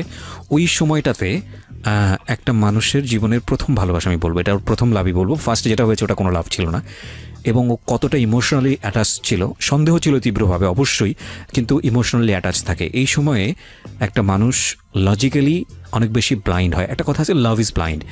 সেই সময়ে ওর লাইফে দুইটা ঘটনা, একটা হচ্ছে পৃথিবীর জঘন্যতম ঘৃণ্যতম একটা ঘটনা, এবং সেই ঘটনাটা যাকে সে সবচেয়ে বেশি লাভ করে তার সঙ্গে। এখন এইটার ওর ব্যালেন্স করা ওর বয়সের জায়গাটা থেকে ইজ রিয়েলি ডিফিকাল্ট। এই জিনিসগুলো যেন আমি একটু চিন্তা করি। হ্যাঁ, প্লিজ বলুন। তারপর রাসেলের বাবা আসছে, ওর ভাইরা আসছে, ওর কিসের জন্য আসছে? বিয়ের জন্য। আম্মু ওদেরকে ডাকা আনছে। তো পরে রাসেলের বাবা যখন আমার বাসায় আসছে, আম্মু বলতেছে তুমি রেডি হও, তোমাকে দেখতে আসবে আজকে। পরে বললাম তুমি জানতে না বিষয়টা? না, আমি জানতাম না। পরে আমাকে বলতেছে কে দেখতে আসবে? পরে বললো যে রাসেলের বাবা আসছে। পরে আমি নর্মালি বাসায় যেরকম থাকি সেম ওইভাবেই ছিলাম। আমার পক্ষে এই ঘটনা ঘটার কতদিন পরের ঘটনা এটা? এটা হওয়ার 1 সপ্তাহ কি মানে 8-9 দিন পর। তোমার মার সাথে যখন এই ধরনের একটা ঘটনা তুমি দেখলা, তোমার মার মধ্যে কোনো অভিব্যক্তি ছিল রাসেলকে নিয়ে, রাসেলকে ঘৃণা করা বা ওকে? না না না, এরকম কিছু না। আম্মু উল্টো ওর সাথে কথা বলছে। কি বললাম, ওরা দুজন একসাথে আমাকে গেম, মানে আমার সাথে গেম খেলছে। আম্মু তখন আমাকে এটা বোঝাতে চাচ্ছে যে, আম্মু তখন জানছে যে রাসেলকে আমি ভালোবাসি। তারপর ওর বাবার কথাগুলো খুব ন্যারো মাইন্ডেড ছিল। বলতেছিল যে আমি আপনার মেয়েকে দেখে নিচ্ছি না, আমি আপনাকে দেখে আপনার মেয়েকে নিচ্ছি। তো তখন আমি তার বাবাকে, তোমার আম্মু কি খুব কনভিন্সিং ছিল? মানে মানুষকে খুব সহজে কনভিন্স করে, ইজিলি কনভিন্স করে। মানে এই জিনিসটা মনে হয় একটা মানুষের পাওয়ার থাকে যেরকম, ওইরকম টাইপের। উনি যদি কারোর সাথে কথা বলে, আমি সুন্দর করে কনভিন্স করে ফেলতে পারে, এত সুন্দর করে কথা বলে যে মানে এখন চোখের সামনে যদি কোনো ঘটনা দেখে, ওর কথা শুনলে মনে করবে যে ওই ঠিক বলছে, যেটা দেখছে ওটা ভুল, মানে নিজে ভুল। এরকম অনেক পার্সোনালিটি আছে, এটা অস্বীকার করার কোনো উপায় নেই। এই কারণে আমার লাইফে আরো সবচেয়ে বেশি প্রবলেম যে আমি কাউকে কোনো বিশ্বাসই করাতে পারছিলাম না এমন ভাবে। আর কান্না জিনিসটা আম্মুর এমন একটা জিনিস যে সে কান্না করলে যে তার চোখের পানি দেখলে জেগেও গলে যাবে, এরকম একটা সামহাউ তার এই কনভিন্সিং পাওয়ারটা আছে। তো রাসেলের বাবা যে কথাটা বললো, তারপর আমি রাসেলের বাবাকে ডিরেক্টলি কোশ্চেন করলাম যে আপনার ছেলের সাথে যদি আমার বিয়ে হয়, সাপোজ, তখন আপনার ছেলের সাথে কি আমার মা সংসার করবে যে আপনি আমার মাকে দেখে আমাকে নিচ্ছেন? এই ধরনের কথা কি তুমি সরাসরি বলে দিয়েছি? আমরা একটা বিরতি নেব প্রিয় শ্রোতা, ছোট্ট একটা বিরতি। যদিও সে অনেক বড় একটা ভয়ানক রকমের বেয়াদবি করেছে এখানে, কিন্তু কোশ্চেনটা অনেক বেশি বোল্ড, এবং বোল্ড এই কারণে ও যেটা বলেছে সেটা ও সঠিক বলেছে, এবং সঠিক বলেছে এই কারণে যে আসল সিচুয়েশনটা তো আসলে তাই। বিয়ে যাকে করছে তাকেই তো দেখা উচিত, তার মাকে কেন দেখবে বা তার পরিবারের অন্য বিষয়কে কেন দেখবে? হ্যাঁ, দেখবে অবশ্যই, কারণ সে যে সেই পরিবারে বড় হয়েছে সেটা অবশ্যই তাদের জন্য প্রয়োজন। কিন্তু যদি কোশ্চেনটা এরকম হয়ে যায় যে না, মেয়ে ফ্যাক্ট না, ফ্যাক্ট হচ্ছে মেয়ের মা, তাহলে কোশ্চেনটা অবশ্যই লজিক্যাল। ওকে, বলুন। তারপর যখন আমি রাসেলের বাবার সাথে এই বেয়াদবিটা করলাম, ওর বাবা খুব রেগে যায়। তো পরে আমি এই ব্যাপারটা নিয়ে রাসেলের ফ্রেন্ড শুভর সাথে একটু কথা বলি যে ভাই এগুলো কি হচ্ছে, আপনি বলেন এগুলো কি মেনে নেওয়া সম্ভব? যখন শুভ এই ব্যাপারটা জানতে পারে, আমার মায়ের ব্যাপারটা, রাসেলের ব্যাপারটা, তখন সে আমার বললো যে আসলে শুভা, তোমাকে থাপ্পড় মারা উচিত। পরে আমি বললাম যে কেন ভাইয়া? বলে কি তোমাকে আমি এর আগে কয়েকবার থিংস দিছি। পরে আমি বলছি আপনি আমাকে কেমন থিংস দিছেন যেটা আমি কিনা বুঝতেই পারলাম না। তো তখন যখন আমি এই কথাগুলো তারা বললাম, সে আমার বলতেছে যে শোনো, আসলে ওদের ফুল ফ্যামিলিটাই এরকম। আজকে যদি তোমার সাথে রাসেলের বিয়েও হয়, দেখবে 2 দিন পর ওর বড় ভাই তোমার সাথে খারাপ আচরণ করা শুরু করছে। তারপর মানে আমার তো অলরেডি রাসেলের প্রতি একটা ঘৃণা চলেই আসছে, তার মধ্যে ওর ফ্যামিলি ব্যাকগ্রাউন্ড সম্পর্কে যখন আমি আস্তে আস্তে ওর ফ্রেন্ড শুভর কাছ থেকে জানতে পারলাম, তখন তো আমার পক্ষে কোনোভাবেই আর কোনো কিছু মেনে নেওয়া সম্ভব না। তারপর আমি কি করব কিছু বুঝতে পারতেছিলাম না। এই কথাগুলো শোনার পর তাৎক্ষণিক আমি ওখান থেকে চলে এসে আর রাসেলের বাসায় যাই, মানে ওর মেসেজে ওর কলার ধরে, মানে যে গেঞ্জির টি শার্টটা পরেছিল ওটার কলার ধরে ওকে রাস্তায় নিয়ে এসে রাস্তার মাঝখানে ওকে একটা থাপ্পড় মারি আমি, যে তোর মতো ছিল এটাই প্রাপ্য। ওইটা বলে বাসায় এসে সহ্য করতে পারি না আসলে, যে আমি যারা এতটা বেশি লাভ করি তার ব্যাপারে আমি এমন কিছু জানলাম যেটা কিনা আমি এতদিনে জানতে পারলাম না। এত বড় ভুলটা আমি কেমনে করলাম, মানে তখন নিজের প্রতি এতটা বেশি ঘেন্না হচ্ছিল, আর মানে তখন মনে হচ্ছিল যে দুনিয়ার কাউরে আর ঘেন্না করার দরকার না, আমার নিজেই এনাফ আমার নিজের জন্য। তারপর কি করবো কিছু বুঝতে পারতেছিলাম না, মাথা পুরোপুরি খারাপ হয়ে গেছিলো, মোবাইল ভেঙে ফেলছি, প্লাস ঘরের মধ্যে মানে কিচ্ছু বুঝতে পারতেছিলাম না আসলে আমি করবোটা কি। তখন কোনো কিছু হাতে না পেয়ে পেলাম ব্লেড, হাতে ব্লেড পেয়ে আমার আর কোনো চিন্তা নেই। আমি আবার যে কোচিংয়ে পড়তাম ওই স্যার আবার মাঝে মধ্যে আমাদেরকে মানে সচেতন করার জন্য অনেক কথা বলতো। উনি একবার বলেছিল যে সুইসাইড করার জন্য অনেকে আছে যে মানে পানিতে ঝাঁপ দেয় বা কলাই দড়ি দেয়।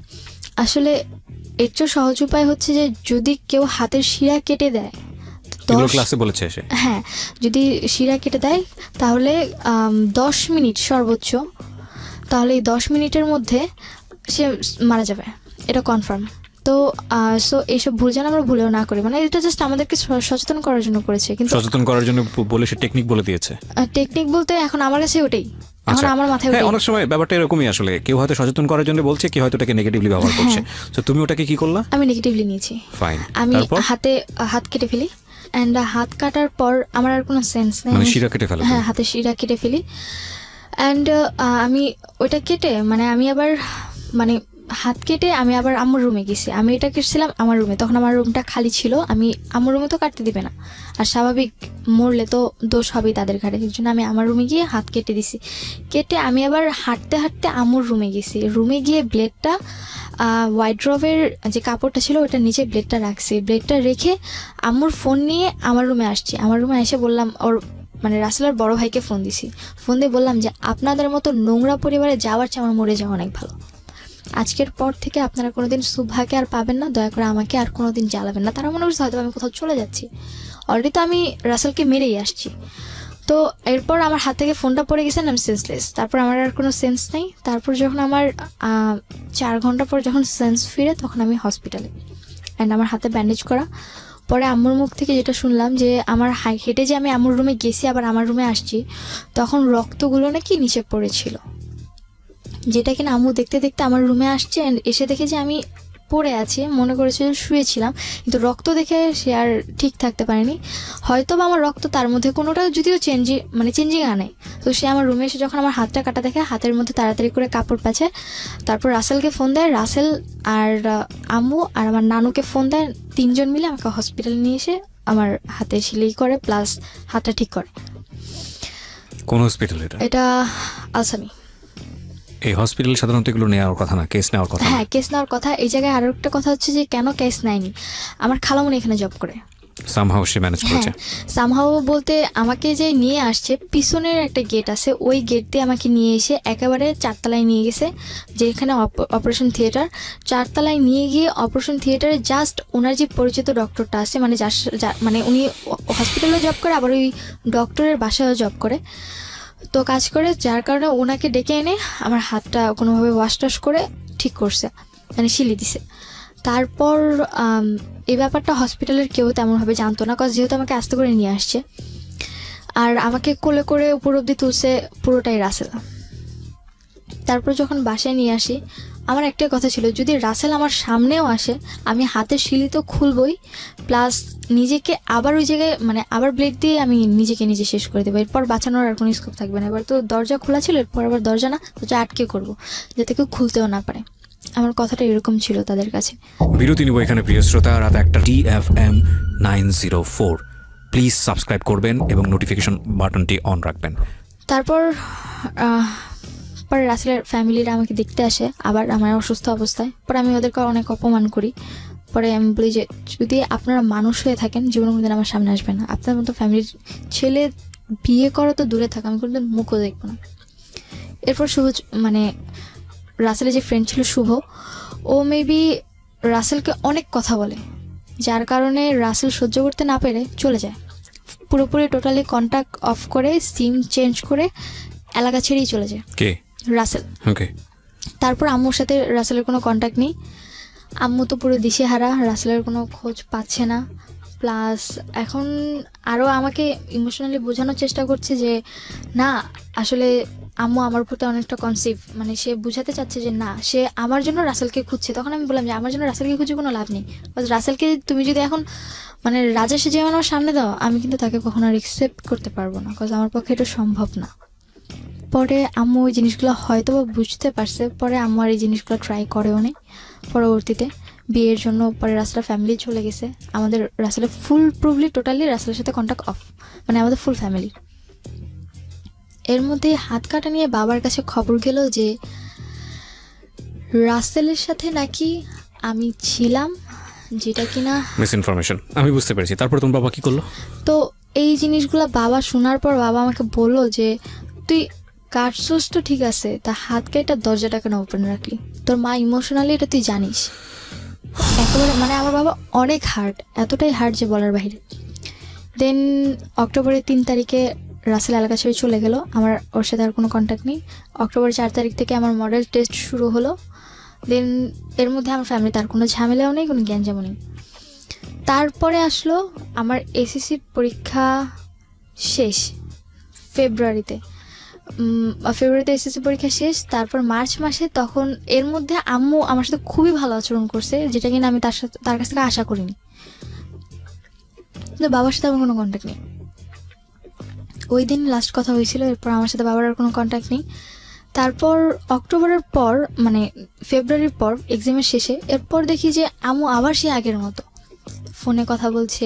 এখন বাসায় আনে না, বাট বাইরে ঠিক মিট করছে, কথা বলছে। অ্যান্ড আমার তখন এতটা টেক কেয়ারিংয়ের ব্যাপার ছিল না। এখন আমি আমার নিজের মতো থাকলেই এনাফ। উনি যে আমাকে জন্ম দিয়েছে আমি এটা মনে করি না। আমি মনে করি যে না, আমার মামু মারা গেছে, আমার বাবাও মারা গেছে, আমি এখন বর্তমানে এতিম, এরকমভাবে ছিলাম। তারপর মে মাসে আমার বাবা আসছে বাইরে থেকে। বাবা আসার পর আমার সাথে বাবার তেমন একটা কথা হতো না, যদি নর্মালি জিজ্ঞেস করতো ভালো আছে কিনা, কথা জাস্ট এটুকু, এর বেশি না। অ্যান্ড একটা বাবা বাইরে থেকে আসছে আমার ভাইদের জন্য অনেক কিছু নিয়ে আসছে, গেমস বলেন, ড্রেস আপ বলেন, বহুত কিছু। অ্যান্ড আমার জন্য জাস্ট একটা ফোন আনছে, তো আর কিছুই না। আমার সে এতটা খারাপ লাগলো যে আমার ভাইদের জন্য এত কিছু আনলো আর আমার জন্য জাস্ট একটা ছোট ফোনেই আনলো, আর কিছুই না। আমি কি এতটাই ফেলনা তাদের কাছে? আমার পক্ষে মেনে নেওয়াটা সম্ভব হয়নি। তার কারণে আমি আমার বাবার সাথে টোটালি কথা বলা অফ করে দিলাম। তারপর বাবা আমার কাছে আমার মায়ের ব্যাপারে কিছু ডকুমেন্টস ছিল। কি ধরনের ডকুমেন্টস ছিল? আম্মুর আমার গলিতে যেই লোকটা ছিল, যার সাথে আম্মুর পরবর্তীতে মানে থাকাটা, যেটা আমি দেখেছিলাম, উনি আবার আম্মুর প্রতি উইক ছিল, তারপরে আবার আমার প্রতি উইক হয়ে পড়েছে। অ্যান্ড পরবর্তীতে আমাকে ইমপ্রেস করার জন্য আম্মুর সাথে ওনার অনেকগুলো নেগেটিভ ছবি প্লাস রেকর্ডিং, মানে কথা বলা, এগুলো আমাকে দিছে। অ্যান্ড তখন তো আমার ছবি বলতে ছবি কোথায় পেয়েছে উনি? ছবি উনি তুলেছে আম্মুর সাথে, এটা আমাকে ইমপ্রেস করার জন্য। আর তখন আমার সাথে রাসেলের আবার ভালো সম্পর্ক ছিল, যার কারণে আমি আমার মেমোরি কার্ডটা ওর কাছে জমা রাখছি। আমার কাছে থাকলে হারিয়ে যেতে পারে, আমাকে বাসা থেকে বের করে দিচ্ছে, আবার বাসায় নিচ্ছে, বাসায় মানে আমি আম্মুকে মারছি, আম্মু আমাকে মারছে, এগুলো চলছে, যার কারণে আমি আমার কাছে সেফলি রাখতে পারলাম না। অথচ আমি যার কাছেই রাখলাম সেই হচ্ছে আমার সবচেয়ে বড় আনসেফলি একটা মানুষ, যার কাছে কিনা আমি আমার ডকুমেন্টসগুলো রাখতে দিছি। তো কি হয়েছে এগুলো? পরে ওই মেমোরিটা মানে কি বলে পুরাই দিছে। পরবর্তীতে বাবা যখন আসলো, যখন বাবা আমাকে বললো তুমি না তোমার মায়ের ব্যাপারে অনেক ডকুমেন্টস রাখছো, কোথাও আমাকে দেখাও, আমার বলার মতো কিছু ছিল না তখন। আমি কি বলবো তাকে? পরে আমি আব্বুর কাছে মাফ চাইলাম, পায়ে ধরে যে আমাকে ক্ষমা করে দাও, আমি ভুল করছি, প্লিজ অন্তত আমাকে আমার মতো বাঁচতে দাও, আমার পড়াশোনাটা কন্টিনিউ করো। পড়াশোনা অফ করে দিতে চাচ্ছিল? হ্যাঁ, অফ করে দিতে চাচ্ছিল। তারপর আমাকে ইন্টার ফার্স্ট ইয়ারে অ্যাডমিট করালো, আমার যেই স্কুল পড়েছি সেই কলেজেই। যখন আমাকে অ্যাডমিট করলো তো আমি তো খুব খুশি যে আমাকে অন্তত অ্যাডমিট করছে। তারপর এর মধ্যে বাবা যে কদিন ছিল নর্মালি ছিল সব কিছু। তারপর বাবা চলে গেল। বাবা যেদিন গেছে তার 1 মাস পর আম্মুর আচরণটা আমার সাথে এতটা খারাপ হয়ে গেল, ঠিক আগের মতো বাজে কথা বলতেছে, উঠতে বসতে। আমি এর মধ্যে আমার লাকটা ভালো ছিল যে এর মধ্যে আমি একটা কোচিংয়ে জবও পেয়ে যাই, আমি ওখানে ক্লাস নিতে হবে। আর আম্মুর মার জিনিসটা এতটা খারাপ ছিল যে তুমি একসময় বলছিলে যে তুমি পুলিশে গিয়েছিলে, কখন সেই এই ঘটনা? যে এরপরে হ্যাঁ, তো আমার মার জিনিসটা আমার কাছে খুব খারাপ হয়ে মানে লাগে, এমনকি এখনো পর্যন্ত আমার বডিতে অনেক প্রবলেম আছে ওই মারের কারণে। তো পরে যখন এই জিনিসগুলো আবারও হচ্ছিল, বাবা অলরেডি এসে গেছে, তো এরপরে বাবা এসে গেছে, তখন আমি বলতেছিলাম যে বারবার যে বাবা একবার এসে গেছে, তোমার জন্য আমি এত কিছু করলাম, আমার হাত কাটলো, তারপর কেন তুমি এগুলাতে আবার যাচ্ছ? অন্তত এগুলো ছেড়ে দাও, ভালো থাকো, তাহলে তো আমি আর কোনো প্রবলেম করতেছি না। তো সে আমার কথাগুলো শুনছিল না। পরবর্তীতে আম্মুর সাথে আম্মুর আবার লাগালাগি মারামারি শুরু হয়ে যায়। আম্মু আমার সাথে এমনভাবে মারছিল যে আগের চেয়েও খারাপ। তারপরে মানে আম্মুর সাথে যখন আমার এই জিনিসগুলো চলতে থাকে, এক পর্যায়ে আম্মুর মারার অবস্থাটা আমার এতটা খারাপ হয়ে গেছিলো যে না, ওই দিন রাতে উনি আমাকে মেরেই ফেলবে। আমি আম্মুর রুম থেকে সেই দিনও আমার জামা পুরোপুরি ছিঁড়ে ফেলছে। আমার রুমে একটা জামা ছিল, আমি দৌড়ে গিয়ে আমার রুমের জামা পরছি। আব্বু যেহেতু আমাকে ফোন দিয়ে গেছিলো, আমার কাছে একটা ফোন ছিল, আমার রুমের দরজা নক করে দিছি। এখন কি করবো আমি? এখন যদি আমি রুম থেকে বের হই, হয় সে আমাকে মেরেই ফেলবে। তার হাতে এমন একটা জিনিস ছিল, জিনিসটা খুবই খারাপ একটা জিনিস ছিল। কি ছিল? ওই যে লোহার টাইপের এক ধরনের রড টাইপের ছিল, ওই যে সিনি বলে, যেটা দিয়ে হাতুড়ি পিটায়, ওরকম টাইপের ছিল। অলরেডি আমার গায়ে যে বাড়ি দিছে, ঝাড়ুর বাড়িগুলো আমার গায়ের মধ্যে একদম লেগে গেছিল, ঝাড়ুর ইয়েগুলো। তো অলরেডি হাত দিয়ে রক্ত পড়তেছে, তার মধ্যে এই সিচুয়েশন, কি করবো বুঝতে পারতেছিলাম না। এখন হয় আমাকে বাঁচতে হবে, আর তা না হলে মরতে হবে, দুইটার একটা। কোনো কিছু বুঝতে না পারে শেষে নেটে